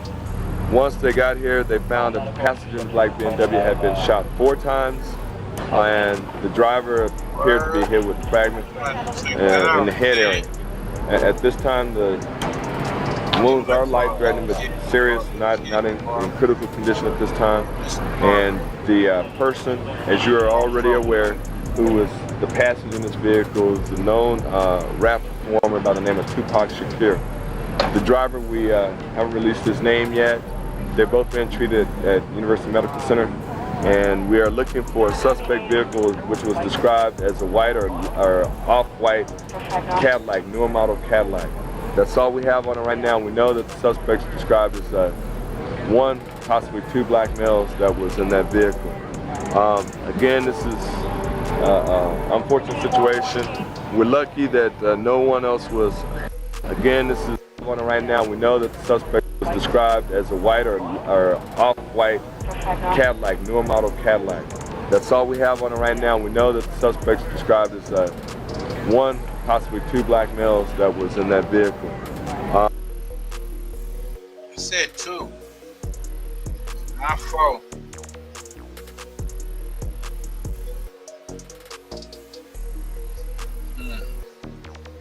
Again, this is an unfortunate situation. We're lucky that no one else was hurt. There doesn't appear to be any other injuries to any other citizens. As you know, this is very busy with a lot of power companies thought this was impossible until two rogue engineers did it anyway. pedestrian traffic didn't appear that anyone was hit, so we're very fortunate for that. Just happened to have officers in the right spot at the right time. We're able to radio ahead, and we were fortunate to have this caravan of cars stop before any other incidents took place. Did I hear correctly that the flight for light was brought in? I was not told the flight for light was brought in. Yes, I will double check that. Yeah, I'll double check that for you. Any ideas on the cause of why this all came about? We haven't been able to get any reasons for this having taken place. I don't want to speculate. That is part of what we're doing. We're interviewing. Homicide detectives are very busy right now, as well as our general assignment detectives. It's been a lot of work done by patrol officers to cordon off this scene and cordon off the scene of Flamingo. So right now, as you see, a lot of things are taking place. We have our crime scene analysts gathering evidence. You see the bullet holes in the windshield and in the door of the car. And this, again, has been a very unfortunate night for this to occur on the Las Vegas Strip. Any indication whether people in the black car were firing back? We have no reports of any firearms being fired from either car. We haven't found any firearms in this car. The crime scene analyst has looked it over well, and we haven't found any. So right now it appears that the gunshots were fired from the suspect vehicle only, again, which is described as a white or light colored newer Cadillac. Caliber of weapon used, any guess here?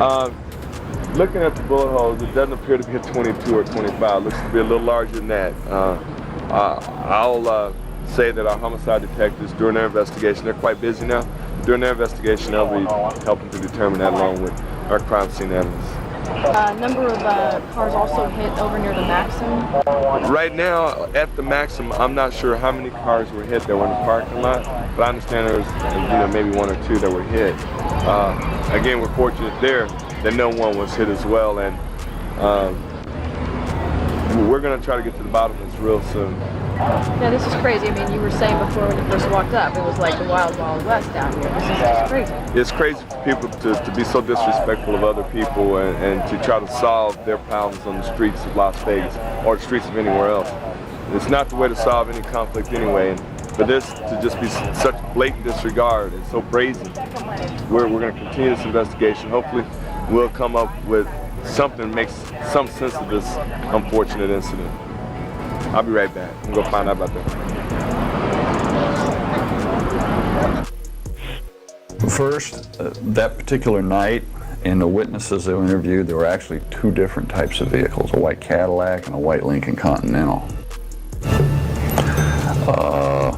I tend to lean more towards the Cadillac description, though the license plate number, the only license plate number we were given was on a Lincoln. Well, put it this way, the witness said that the car that the plate was on was a Lincoln. The plate number was thoroughly checked because the number itself was invalid, and I did every kind of mix and match that you could possibly do and never got anything on the license plate number. As far as the Cadillac, there have probably been 50 different stories about that Cadillac called in. No two are the same.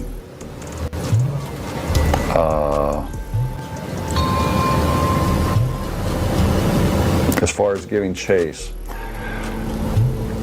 at the time of the shooting, and this again was some misinformation. This kind of misinformation I don't have a problem talking about.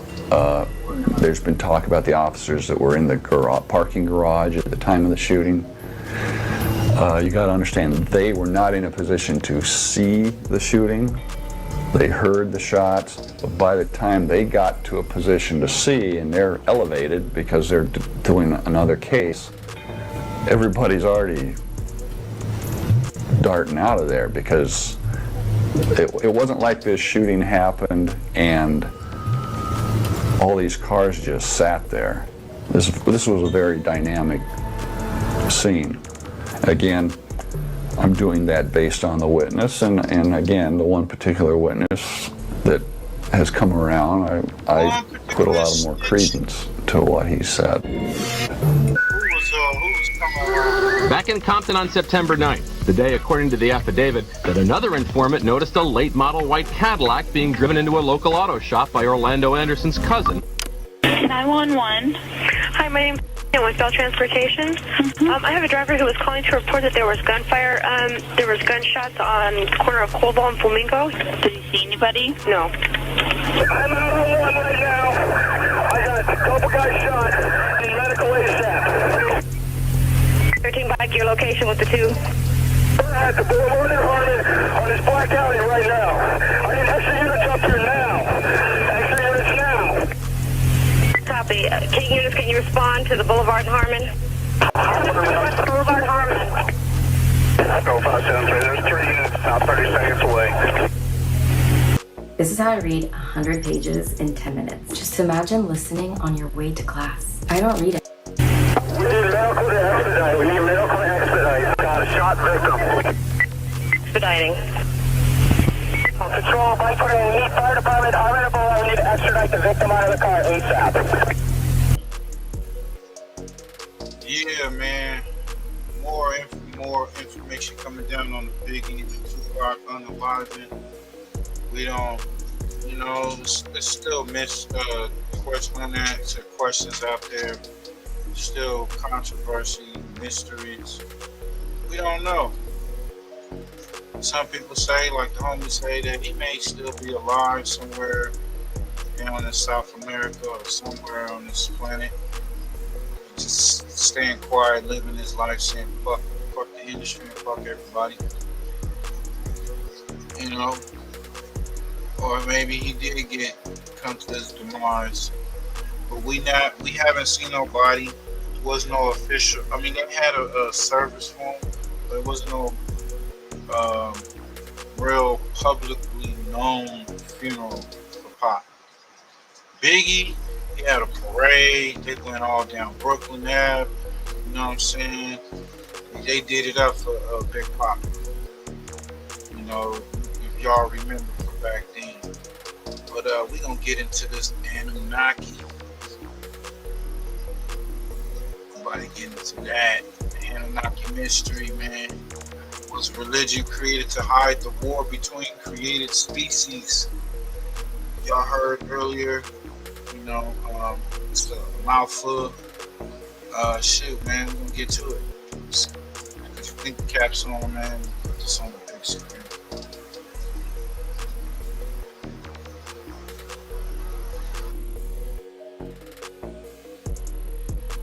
There are two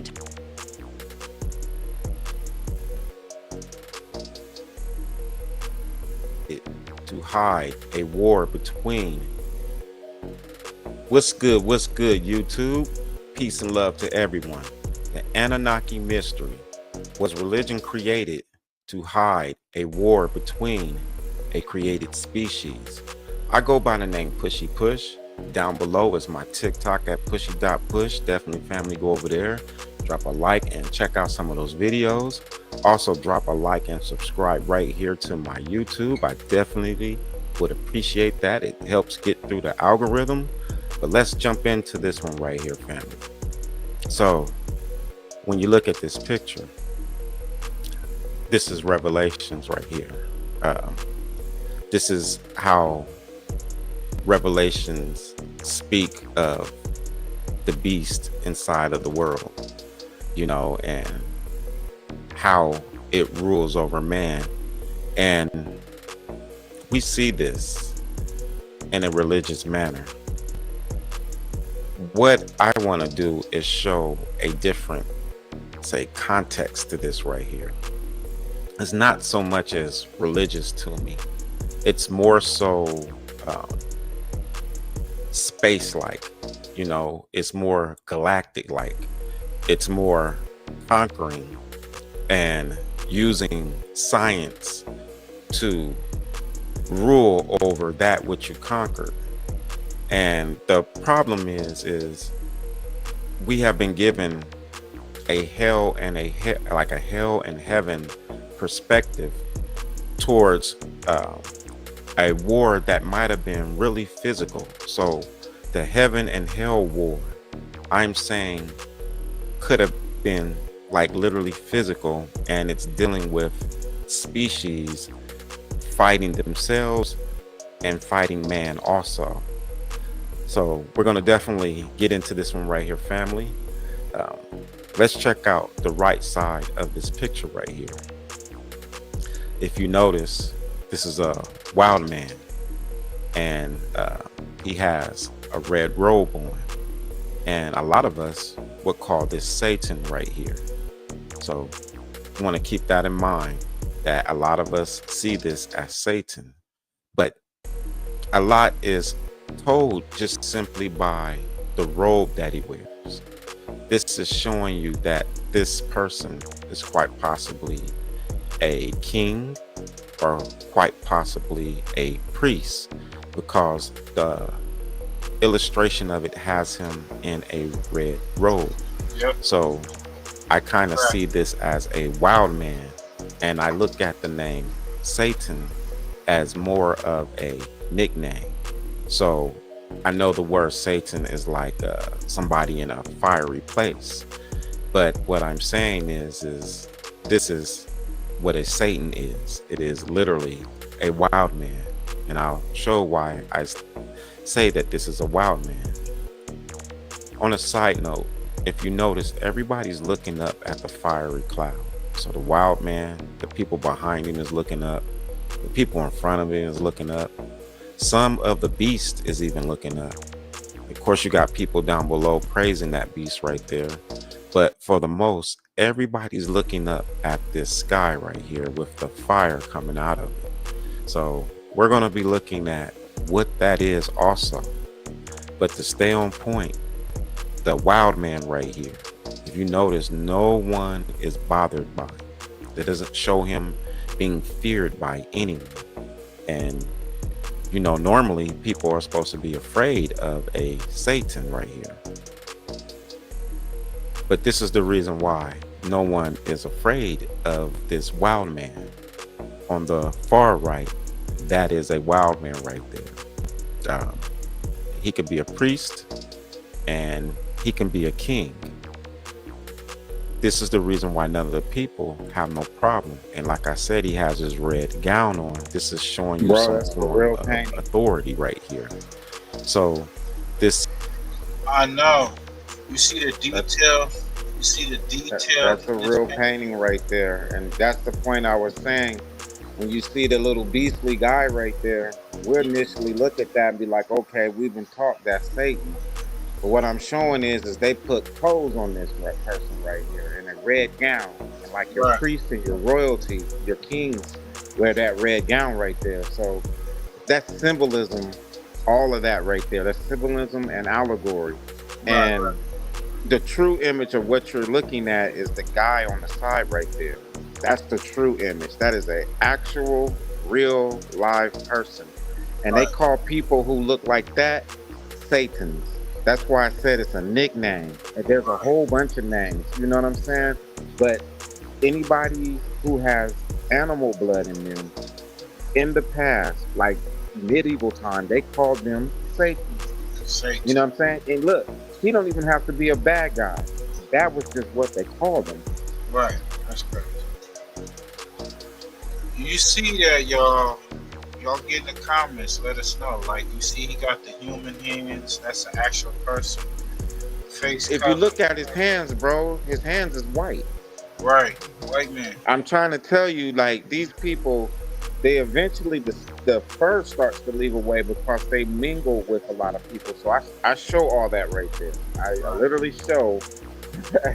This is crazy, but it's no joke. It's real. It is real as hell. Yeah, this is crazy how they were putting robes on these people. That means they was upright and civilized too. So look, they put when they were saying the more dressed up white people taught white people how to put their clothes on. Right. It wasn't that they taught white people how to put clothes on, bro. Because you got to realize, like, white people are birthed from black people. So like the albinos, the ones in Africa, we birthed those black people birthed those white people right there. Right. And then you have a different type of white person. That white person right there is different. Right. Than the ones that are birthed from black people. So you got two types of white people going on. My dude, it's different it's on another level. Yeah, this is wild. Hey, it's Man on the right is considered a Satan. It's a nickname. He's considered to be a Satan. He's considered to be a Lucifer. Anyone that has animal DNA in them and you're You slash see the woman down there, she kissing the feet of the beast. Both of them. Oh, they're Oh, on bro, knees, wait kissing. until I show you what that beast is, though. It's not a creature. No, it gets revealed. All of this. Let's get it. Man, meaning male and female / man, and you have animal DNA in you have the nickname Satan. So when you look at this right here, it almost looked like Satan is in the church. But truthfully, you have a wild man, a particular species that has made it into the church. All right. If you look right here, there's two in These are particular books. receipts, bro. So on the left, it says wild man, warrior, and king. And this is letting you know that the wild man has become a king. So this wild man right here in the middle with the red robe, this is the wild man right here as a king.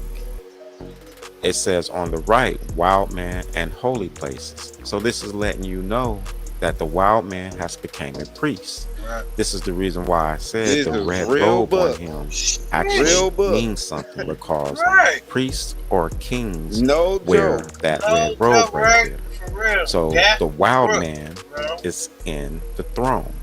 The wild man is in the church. You see the wild man as Satan. And it might go like Satan is on the throne and Satan is in the church. But truthfully, this is a species of people who we're being told that they are. I have back-to-back meetings, I can't find my notes, and I haven't had coffee. Man, I wouldn't want to be you. Some type of divine situation, like something that came out of the ground, when truthfully this is a laboratory situation right here. So, Hey bro, shit, the dude that's on that picture right there, that man, he's considered to be a wild man. Like after they started mingling, they started losing the hair on them, bro. And then they probably was shaving that shit off too.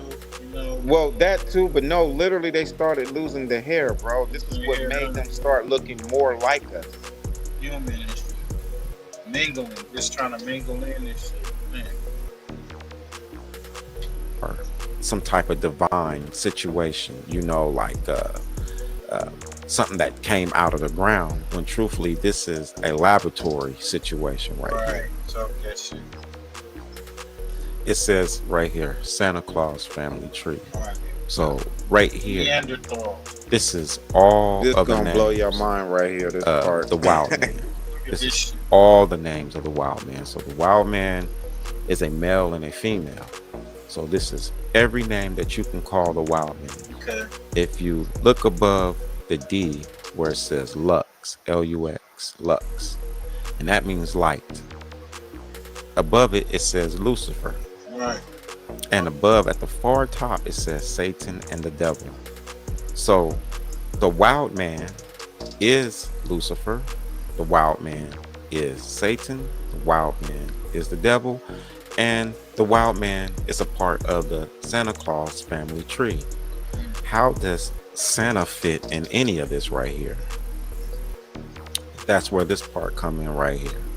As it says, Santa, the last of the wild men. It says right here, however, far from being the offshoot of Saint Nicholas of Turkey, Santa Claus is the last of a long line of what scholars call wild men, who were worshipped in ancient European fertility rites and came to America through Pennsylvania's journey. Yo, this is true, So y'all. the wild man Pause and it real Santa, quick. they're saying Santa is. Look, pause it. Yeah. You're learning right now what Santa is right now. Right. The real truth. It's your real That's Santa for Claus. real. They said that that dude is a wild man. So they're saying that this species came to America as a vermin, bro. Right. They said in that piece that people practice ancient fertility rites. That means that people were practicing sleeping with that species, bro. That's the reason why they look like normal people. That is like in the 1800s, it was illegal to celebrate Christmas. Right. Yeah. Y'all do your research. We speaking facts right now, man. Hey, your ass you was definitely deep research. A wild man. The guy who comes down the chimney is a wild man. Look at old Nick now. Definition. Look, that's old in the Webster, bro. Look what dictionary does it say. straight Webster. I ain't lying. I'm not making this up. Wow. Since 1828, y'all. Beelzebub, the devil, the fiend, Lucifer, serpent. Sheesh. So he is someone who has animal blood in them. And through mating, they no longer look like animals anymore. If you look below, it said Santa Claus is the last of a long line of what scholars call wild men who were worshipped in ancient fertility rites. So if you do ancient fertility rites, that means that regular men or regular women are sleeping with this half animal person as a fertility rite. So they believe that there is some type of religious aspect for themselves with these creatures right here. But this is how the wild man begins to start looking more like a everyday person, looking like what the Most High created. On the left, Infiltration. it says Old Nick, and this is in the Webster's. It says Old Nick is used as a name of the devil. Old Nick is Beelzebub, he's Lucifer, he's a serpent. So this right here is Satan, and it's also a wild man, and it's also a real man. It's not something that is hiding in the ground. That's why I said Satan is like a nickname. And these are all the nicknames right here for a wild man. And a wild man is also a Satan, a devil. It's Lucifer. If you look to the far left, bottom left, the horned one, that is what the wild man is.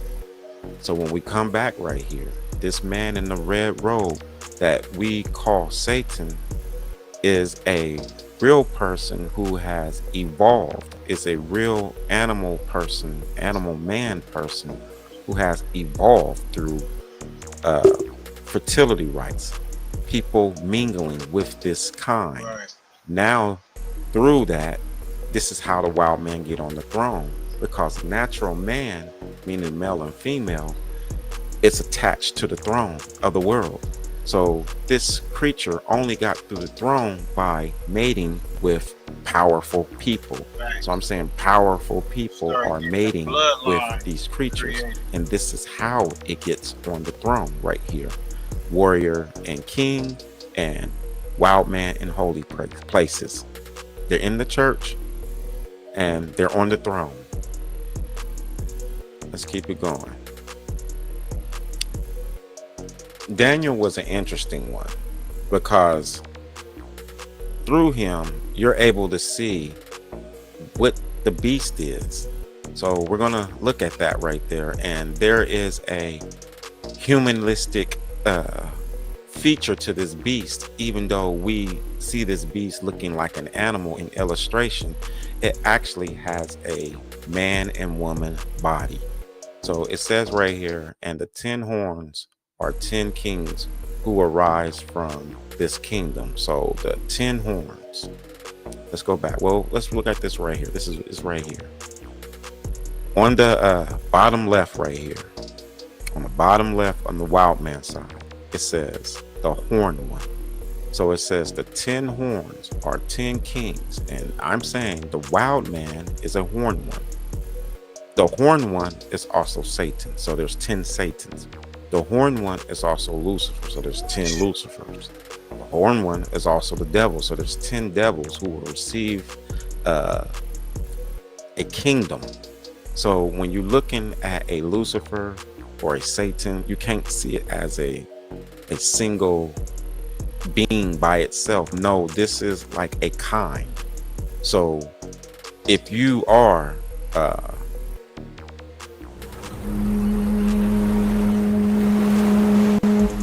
I had congestive heart. If you are of this kind right here, and you come from this bloodline right here, then you are a Satan. If you mix with this bloodline right here, you are a Satan and possibly a Lucifer. So what makes it a Lucifer is when it starts to look like a man. It becomes illuminated. It becomes accepted because, like I said, you see this warrior and king right here. Okay, he hold on looks right there, like bro. a man, but his bloodline is that of an animal. You see the man with the glow around his head? Yeah. That right there is called a Eucharist. So that means that he is illuminated. He is divine. That is Lucifer right there. That's Lucifer, right. That's a Lucifer right there. So he's still a wild man, but because he don't look animal-like no more, he's illuminated. He's accepted to be seen. So when you're looking at the word illuminated, that means that it's Saul.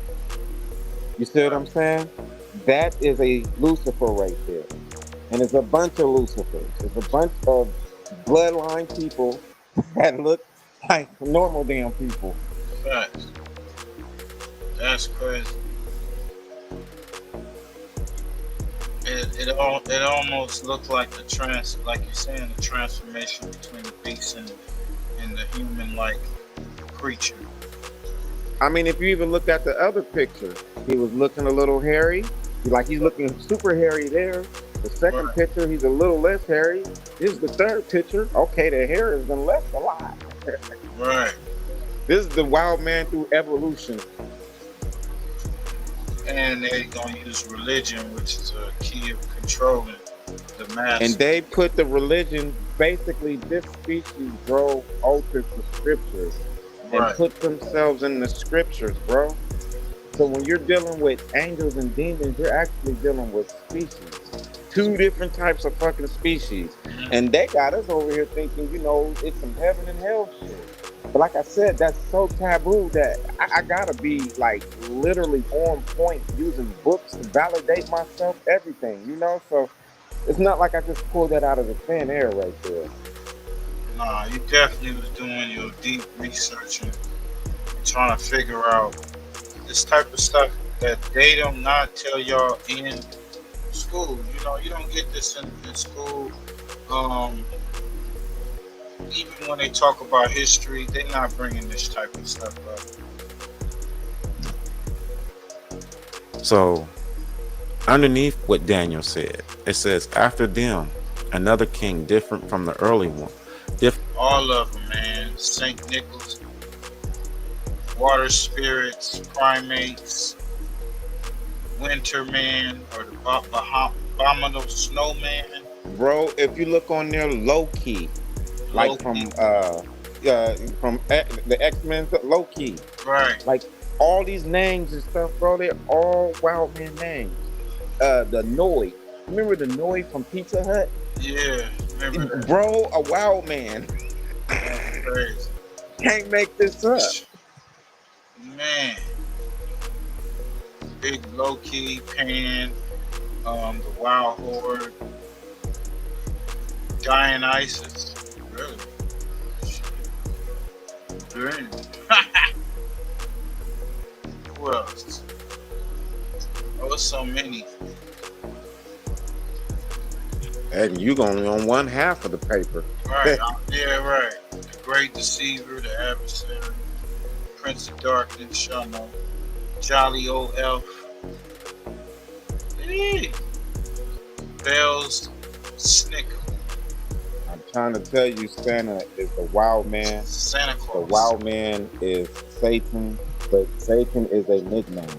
He ain't in hell, my nigga. He walking the earth, nigga, pretending to be a normal man, or he don't look hairy no more. Right. From the earlier ones will rise He and got a subdue 401k, y'all. He's different. 3 kings. So now we're on to this other beast. Now that we know that the creature on the right with the red robe is a wild man that eventually, through ancient fertility rites mingling, start to look like a regular man. This is the whole bloodline piece right here. And it doesn't have anything to do with heaven or hell. This is all genetics. It's just the factor that the war that's going on in all of this right here, it's meant to be hidden from us. So they gave it to us in a spiritual manner. But this beast right here, it is actually multiple people. It is actually a bloodline. It is not a animal as in what you're looking at right here. So the picture to the right is kind of like a great illustration, because every last one of those crowns go on the head of a man that is half animal. So this is what this is showing you right here, is that those people have this animal DNA in them and they sit in power. So something created a species to basically, in my opinion, rule over man. And that puts me into the undertone that we obviously got in a fight with something, and quite possibly we lost to that. And I believe that something was created to watch and rule over us right here. So this is the reason why you see the people praising right there. But we have to put a face. Hey guys, can you believe that Amazon made billions of dollars and only paid On this beast right here? It has the crowns. It's showing you the bloodline in it, that it has different animals in it. But we have to put a face on this. In order for the crowns to fit on that head, there has to be a face. And that's where this come into play at right here. This is what Daniel was talking about right here. Look at this shit. So let's go right back. He said, after them, another king different from the earlier ones will rise. That is what this is. This is the later king, different from the earlier ones that will rise. It is a complete man and a complete female with all the species DNA inside of it. That is what this represents right here. So the sun on here, on this picture to the left, that represents the male, and the moon represents the female. If you look on the etching over here, the moon is at the bottom. That's the female. So the bloodline starts from the female. And at the top, that perfect sun right there, that is what this man is to the left. What it's saying is all the DNA. So say all these skulls right here, that's just a family tree. So each one of them have different DNAs inside of them, different animal types of DNA. And they've all walked the world, and they all ruled as a king or even as a priest Well, all of this Bro, DNA all those is crowns go now on those present heads. in one being. So like a male and female. You said all the crowns go on his head? No, all those crowns Yeah. go on those heads. You see them Right. skulls right there? Mhm. See, each and every last one of those skulls right there are part of a bloodline. Right. So they all represent people who have ruled literally over people, normal people who had that animal DNA in there. And Right. that guy right there, he possesses, or the female possesses, all of the DNA. So if there's 10 DNA, he possesses all of them. And that's why he looks the way he looks. So this is a Lucifer. It's a regular man. Like imagine this person, it could dress up in a suit and walk into a store and purchase, and you would never know. Right. That is what a Lucifer is. Right. But he has the DNA in him. So he inherits all the DNA. That is what they're showing right there. The sun on the left is the guy. The moon on the right, that's the female. Right. So in that illustration right there, the gray area, at the bottom you see the moon? Yep. That's the female. So everything is birthed from her. So the first one that they manipulated, like in Inky, Emil, that type of stuff right there. The first person that was manipulated, the first was a female. Mhm. And from that female, the whole bloodline starts. Sheesh. Shit get real deep, man. I hope y'all got y'all thinking caps on. I hope y'all taking notes. Go check out pushypush.com. Go to his TikTok. Go to the YouTube channel. And we Bro, it be wilding over there where I'm at, man. That's what I'm saying, man. We're trying to break up the monotony. It's a lot of the same type of content. I mean, after a while, you're gonna always hear the ignorant shit, the no jumper shit, all that, what's going on. But I like to show the audience the other side of what we trying to bring y'all. What we be talking about offline, man. This brother, you sit down, have these meetings, and people coming out, good Bible study, as y'all will call it, but we be studying more than the Bible. It's a lot of information that we were talking about back then. So I'll go over to TikTok. Go check out my brother's channel, man. They consider this to be perfect right here. Let's go a step further. Well, yeah, let's go a step further. Right here, if you look to the left, this is the perfect image. This is what Daniel was talking about right here. Something that is different than the initial wild man. So it no longer looks like a wild man. This picture right here to the left and to the right are the same thing. So that moon and the sun, that's a male and a female right there. And that is what he represents. If you look at the people that's... Hello, Mark Barden here from Sandy Hook Promise. On December 14th, 2000... kind of charging at the man on the right. The man on the left, he has a sword and there's a snake wrapped around it, and it has a crown on the head. See, this is a bloodline right here. This is people who have this blood. The snake doesn't have a crown on his head. It's people who have this blood in them, this particular blood, and they have ruled. On this other side right here, you have what it looks like to be a bird on a sword right there. And the man looks very interesting because his hand is covering his face, but when I really look at it, it almost looks like an animal head. So this almost looks like an animal man. And what you're seeing is the bird wings behind the back of the man and the snake in the hands right there. So this is two different species that has evolved inside of man through ancient fertility rites. That has evolved inside of man, And this guy right here, he is a reflection of all the DNA perfected into one being.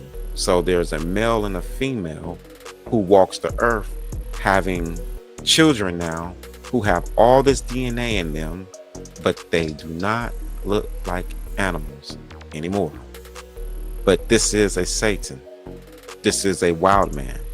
This is Lucifer right here. This is Lucifer. Lucifer can be a female. It can be a male. And a Lucifer is simply someone who has basically graduated in the DNA.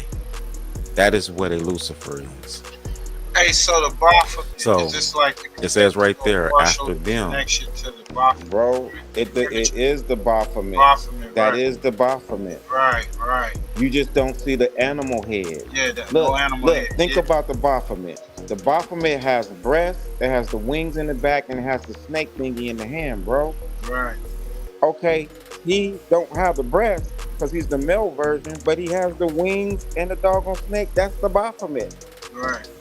That's what I mean. They don't look animal-like no more. Like, this is like an evolution, and it's been going on.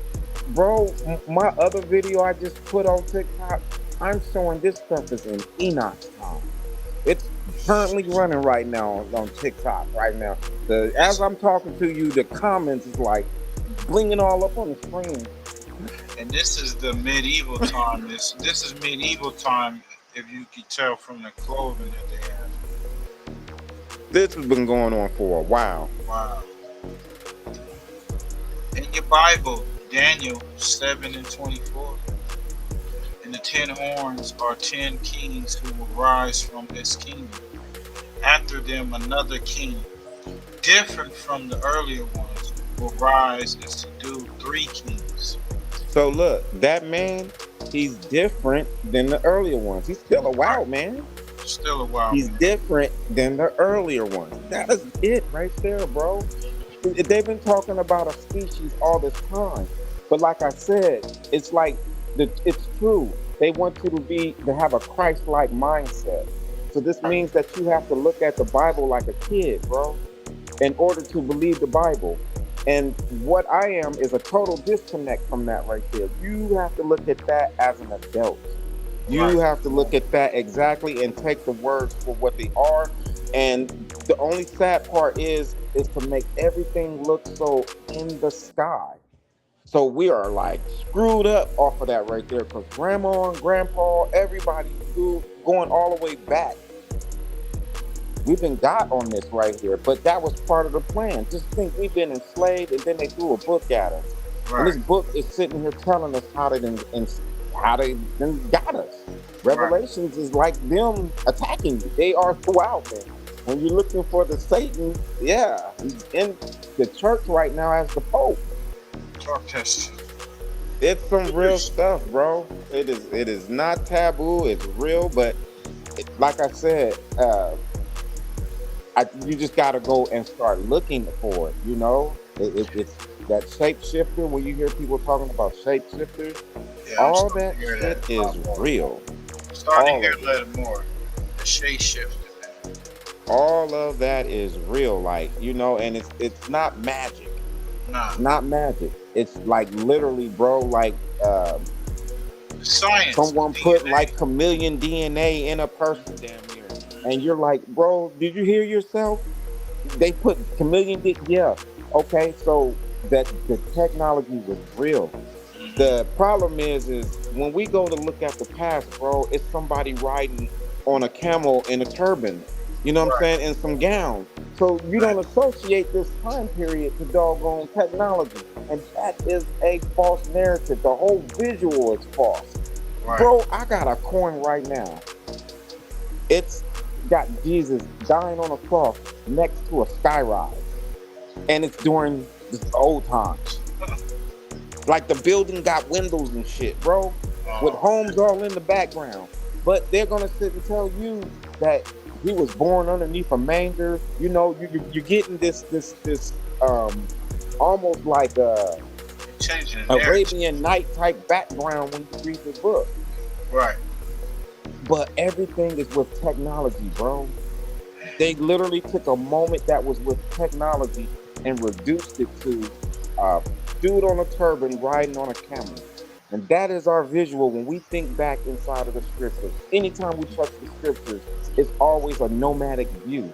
So it's all jacked up. Yeah, they got our mind, man. That book, our people are so brain dead when it comes to the Bible that Well, I don't even they're consider learning it these type brain of dead, shit. you know? I don't even consider that, bro. I just think like this. When we were in slavery, and when we first got introduced to the Bible, bro, no joke, this is true history. Y'all can go look this up. We used to have to stand up in the back of the church while everybody, the white people, sat down in the white minister's hall. Right. So you got to understand that we're not born Christians.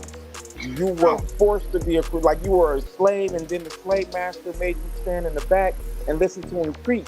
And then he taught one how to read the damn Bible, and then he became our preacher. And this shit is now on forever. At the same time, they had a lot of our people worshiping him. So not only just them teaching them the Bible and controlling them with it, and to the point that they leave them alone, and our people go on and do it ourselves. They're on their own and teach our generation, generations to come. So it's a bad cycle, man. At the end of the day, this type of information right here is like it will throw a regular Bible thumping person off. They hear this and they're running.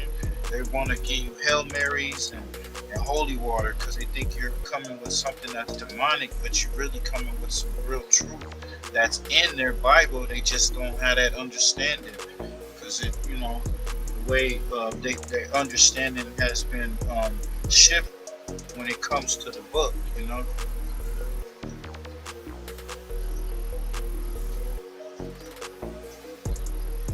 Another king different from the earlier ones will rise and subdue 3 kings. This is that king right here. We saw Satan as the wild man in a red robe, and you can see him on the throne. You can see him through evolution. And that evolution right here ends right here with this man being perfect.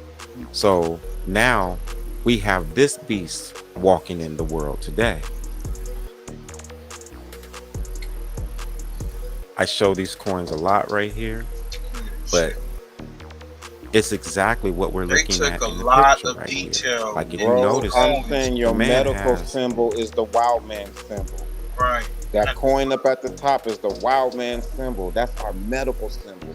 When the ambulance come pull up on you and they got that symbol right there, that's the wild man. That is Satan's symbol on the goddamn medical truck, bro, and no one knows. And they just tell you it's the caduceus and it's your chakra. Crazy. I just say this, everything has dual meaning. Meaning like there's a medieval meaning to everything, and then there's a after the 13th century, so the Renaissance. When the Renaissance happened, everything got redefined. So like, I don't never say the word blessed. Before the 12th century, the word blessed means a curse. Actually, the word blessed is blood. B-L-O-D, not 2 O's. B-L-O-D. That's the original word for blessed, is blood. After the 13th century, Renaissance, now it means endearment, bro. Right. Now everybody like bless you and don't realize that every time you say it, you're saying curse you. God curse America. We think we saying God's endearment to America. God bless America. The word bless, the original word is blood. So everything got dual meanings, like a medieval meaning and then a Renaissance meaning. That's what that medical symbol is. In the Renaissance, in the medieval times, that shit was evil. Now it's our medical symbol. Right. Over 8,000 men have permanently broken free from the P word by watching one single video training that you can actually watch by clicking the link. A staff in his hand, and the snakes are wrapped around. And everybody calls that the caduceus. But I'm saying this is 2 different bloodlines right here. And then you see the wings on the back. Well, if you look at the coins, you have the snake on the top, bird wings on the bottom, pole in the middle. That pole in the middle is the human body, and the snake and the bird wings is the DNA added to it. And you look at the top, the medical Bro, if you symbol, notice, that's our medical symbol right there. that pole and the body, they're the same thing. Right. So every time you see the medical symbol, it's supposed to be a body there. And then you see the wings on the back of him and the snakes in his hand. That is what's on the medical symbol right there. The snake right there, the bird wing on top with the pole. The pole is the body. This is all symbolism right here, bro. Yeah, he It's like they just, representing that Baphomet. Got the guy right there. You know, he got the same shit going on. This is all symbolism. This is crazy. This damn Push. Your ass. Would you go to the other side of the world for this? Intel, bro? nigga, the ancestors, download. Y'all don't believe that one either. I probably either. Nah, that's real shit. But 607 Unc can say it though. Yeah. Hey, we're gonna have to try to get him on the channel, man. Get him on the panel, man. That would be crazy.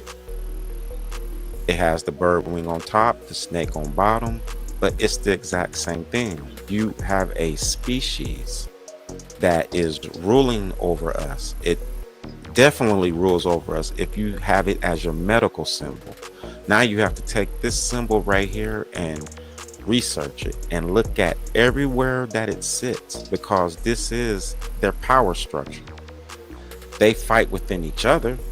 This is the reason why you see the man on the left and the creature on the right. They fight with each other, and that is the angel and the demon. The angel and the demon is two wild men.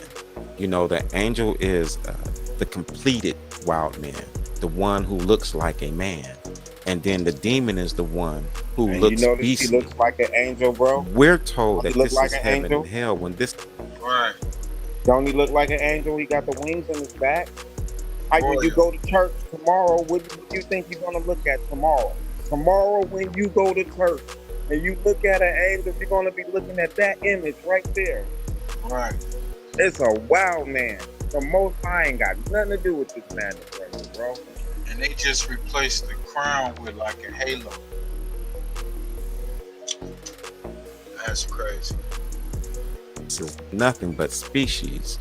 So when you mix an angel with a demon, that's what this look like right here. You get this creature right here. That is what you get. So it's really all DNA. And the question is, what's leaving this DNA right here? It's been perpetrated to us that this is all divine. This has nothing to do with the Most High. This has nothing to do with the Most High. The Most High didn't take animal DNA and blend it with man's DNA. That is a separate creation right there. The fire in the sky. That is to the right what that is for me. The fire in the sky is your Jehovah, and the fire in the sky is also Yahweh. That's the name at the top of the ship, and I'll show you that. But this is all a UFO. The cloud up above that they're all staring at, they're looking at a UFO, and they're looking at the people or the beings that has created these two types of species right here. This right here is what they're looking at. The creator of the wild man is beings, people who have the technology to fly apparatuses, so they have possibly a real good science going on with themselves. But the fiery cloud right there, as you can see with the Jehovah coin, that is the Yahweh, and the Yahweh is the father of the wild man. And that Yahweh, which might be a bunch of them, or is in spaceships. So we're talking about, it's not heavenly. We're talking about somebody right sitting with genetic knowledge and has taken man. That cloud right there that's in the painting is the cloud that is on the gold coin. When Israel was having its wars, they would be like the cloud of fire will go ahead and fight on their behalf. And by the time that they got there, the fight was over because the cloud went ahead and fought. That is what you're seeing, bro. That's the cloud right there. But when you get away from that and you go into reality, it's a spaceship. And that coin right there at the bottom is a 1653 coin. So that means that airship has been around since the 1600s. That is a 1600 coin right there. This shit ain't got nothing to do with the Most High.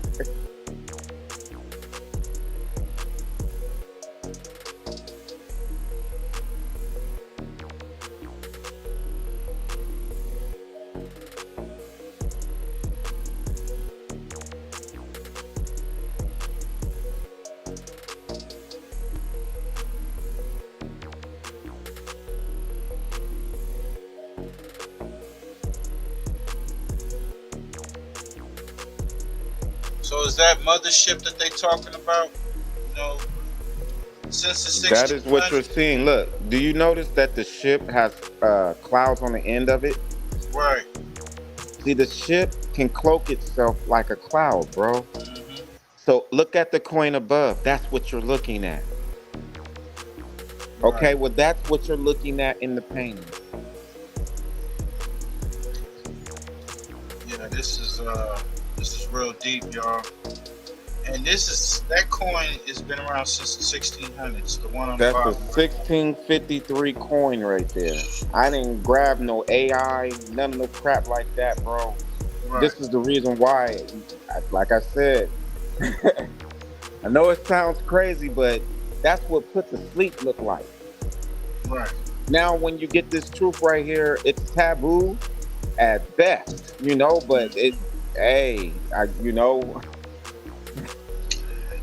Hey, man, you remember that old, what was that medicine that your moms used to give?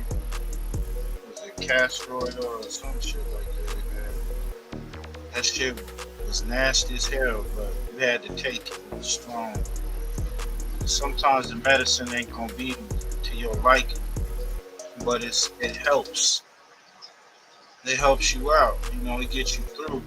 And niggas gotta start waking up. And I feel a lot of our people are waking up, but a lot of our people not. But it's good that people are excited. You said that how many subscribers you got now? You got a lot of people tapping in trying to get this knowledge. That's Jehovah in the clouds, right? Wait until you see the next picture, bro, because I know this ain't gonna even make sense until you see this next one. Then it's hard to argue. Man's DNA and took the animal's DNA and blended it together and then put this creature in power over us. If you look at this picture, the wild man in the red robe, he's king over us. The beast to the left, which is nothing but a man, you can see everybody bowing to him. And we made it with this creature on purpose because some of us looked at it as divine. Like you were able to mix a wolf and a man together to where it's talking. That is a great science right there. This right here is a great one because that is Yahweh's name up there. If bro, they literally wrote Yahweh's name on the top of the same font right here to the left of this coin right here. Literally, they carved Yahweh's name on the Yahweh and Jehovah are the same. 1653 coin. And I'm saying they believe that was Yahweh coming in. Look on the left, I show Yahweh on that coin right there to the left, the small coin. The fonts right there are the same that's inside of the ship, bro. And Yahweh and Jehovah are the same person. The God of Israel is Yahweh. The God of Israel is Jehovah, and they're the same thing. Well, I'm saying the God of Israel is in a fucking airship. airship, yo. So this is the reason why I'm like, bro, we gotta know these stories. And then I start telling you what the real name is. Because Israel ain't the name. But that's a whole nother convo. Yeah, we need to bring that up. Oh my goodness, when I say they did one to it. Yeah, you mentioned it before, but we got to do that again to remind them. Because I know a lot of folks is, they call themselves Hebrew Israelites, or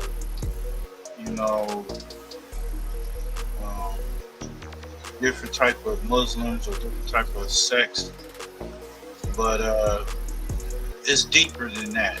It's way deeper than that. You see this shit, they not telling y'all this on these other channels when it comes to this type of content.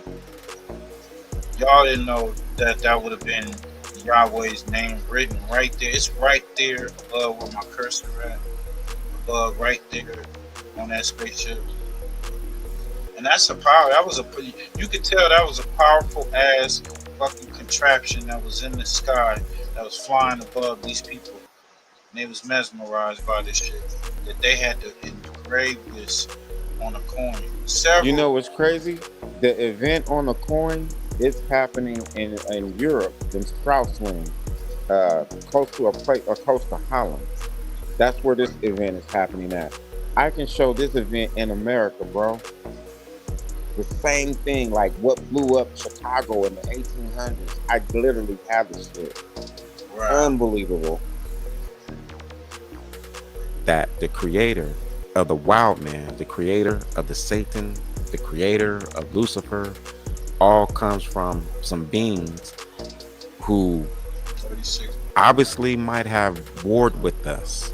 And maybe after we got destroyed, it left watchers. And the watchers are the things that they created. So today, this is what the watcher looks like. It can definitely come black. It can come in all races right here, as long as I haven't checked out their latest content, Kid the Barber. But I'm gonna definitely check them out.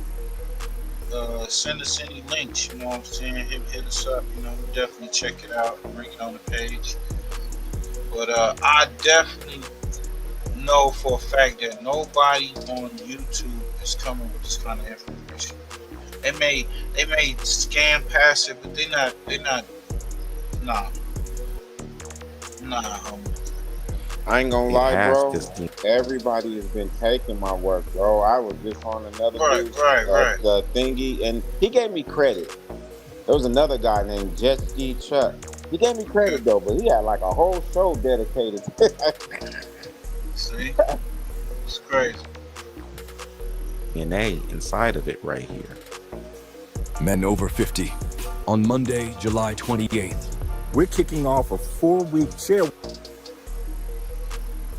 But the Yahweh and the Jehovah, it is saying that they are the makers of this beast right here, of these beastly creatures. The Most High didn't make them.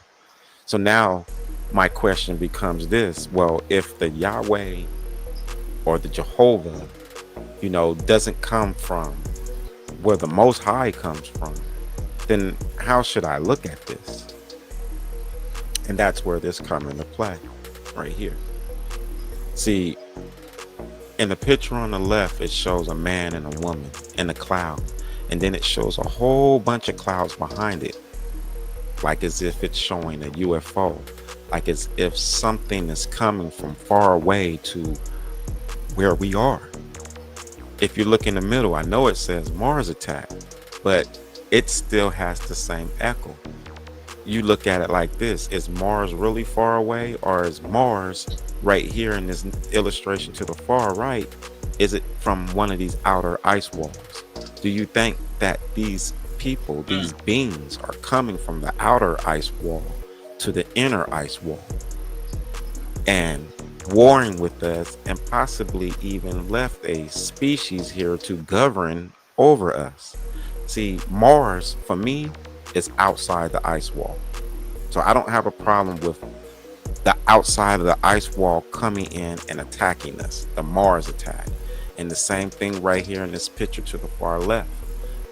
But again, I put that as people, other men, other women from another area coming to where we're at and destroying us and placing watchers over us right there. And I believe that they possibly come from over the wall.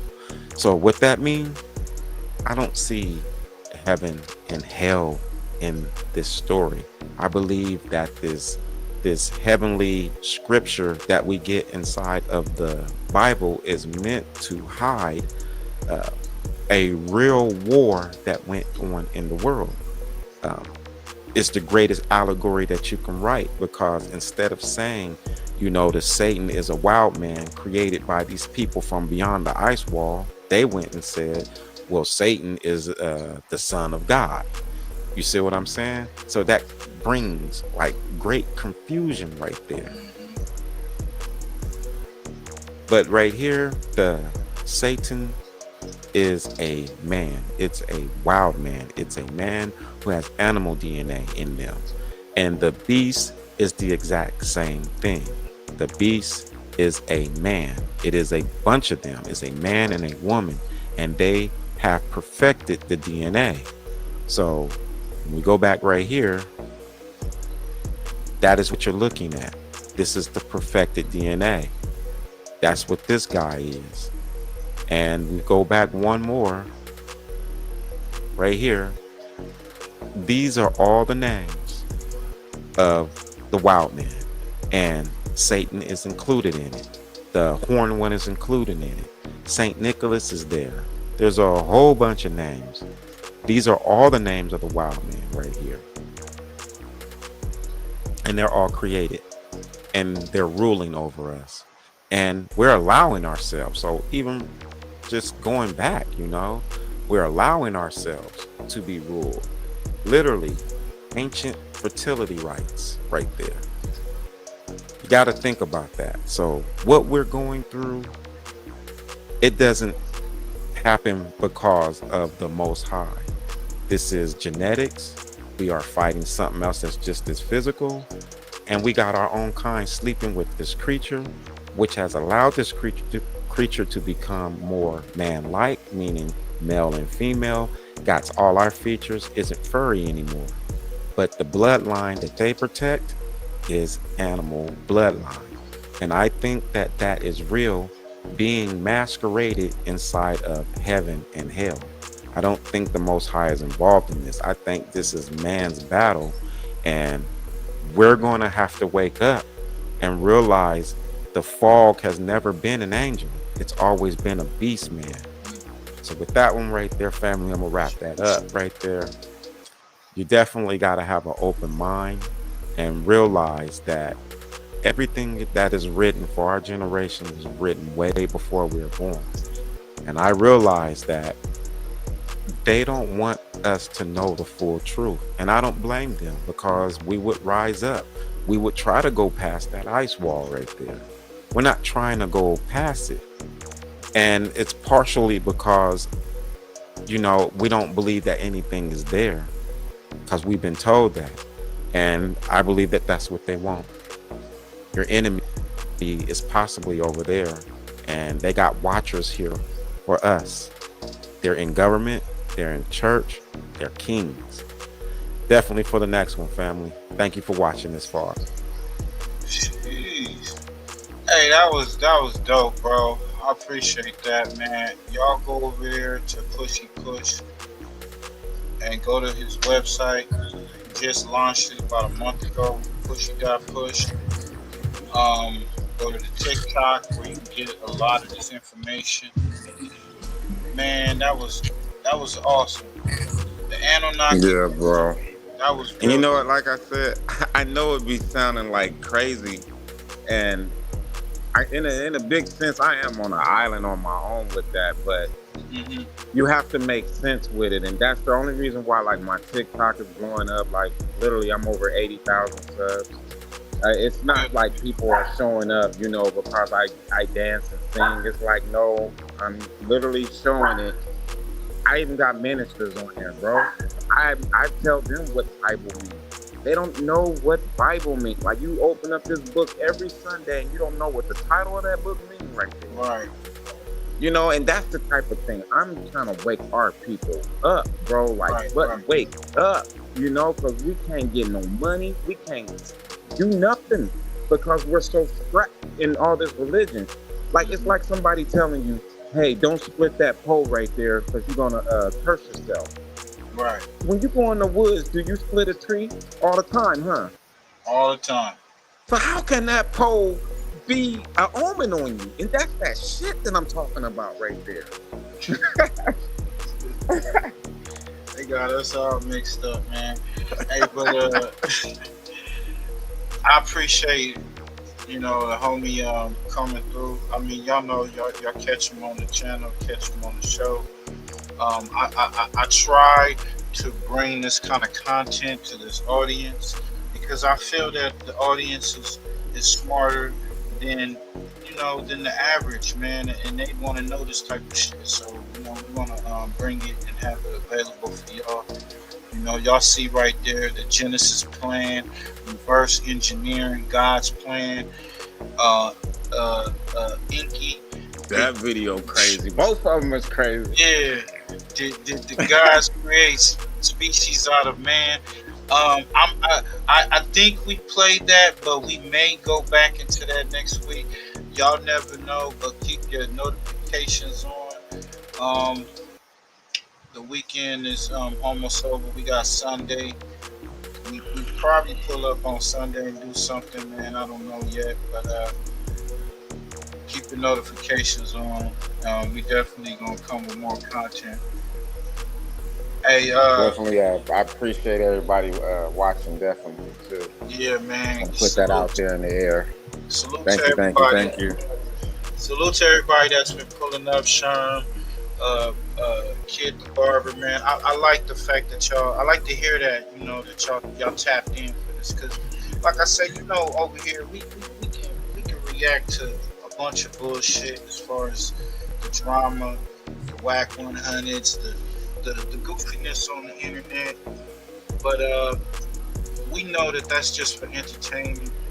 I want to give y'all some shit that y'all can really eat, you know, and get the meat and potatoes and shit. So appreciate everybody for tapping in. Petty Queen, Chocolate Tire, man. We out this bitch, man. And salute to my brothers. Go subscribe to pushypush.com. Go to the website. I'm quite sure we got the subscription situation. Go just check the website out. Go subscribe to TikTok and the YouTube channel. Big Nutter 804. Go check out Damu Kiwi Conversations, Stand on the Media, Smoked Out TV, Scandalous Los Angeles, Buddha on the Go, That Girl Henny, Odium Slim. You know, go subscribe, man. We out this bitch, man. Peace.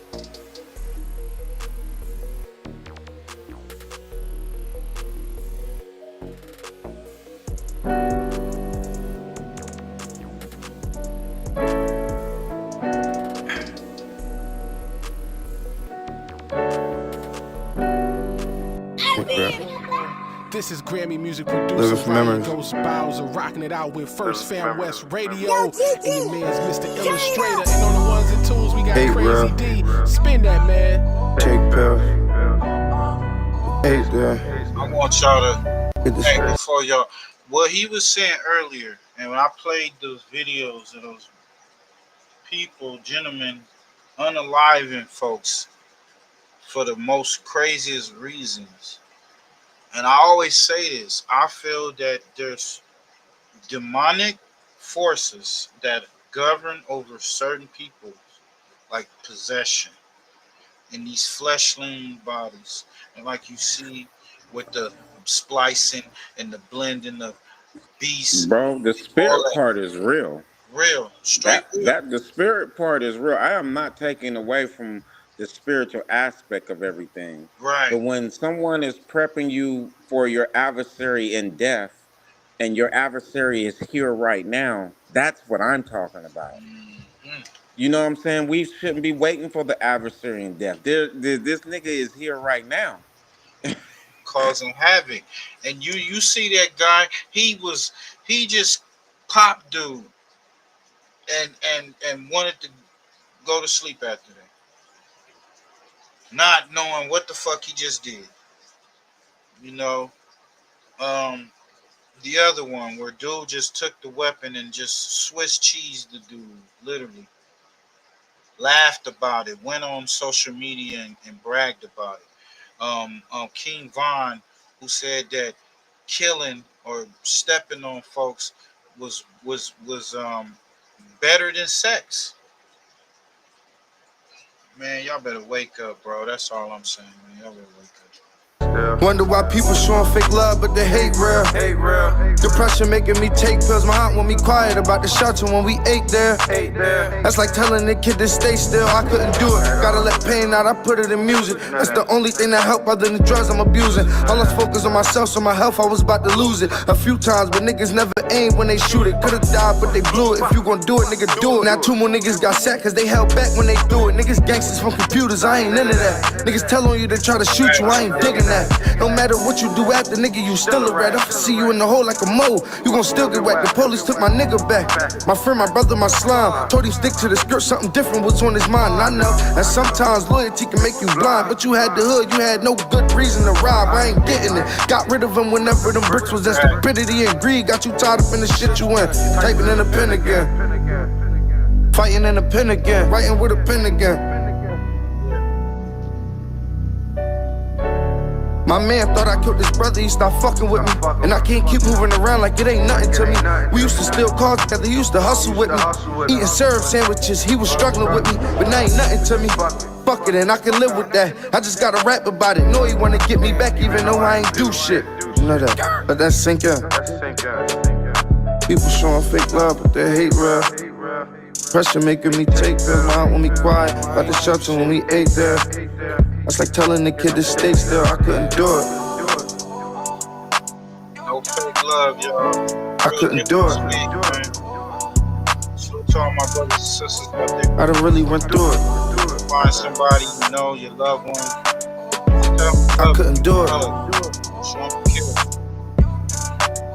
I'd rather put it in music. Today, I wanted to just really hit on something. FirstFamRadio.com. FirstFamRadio.com.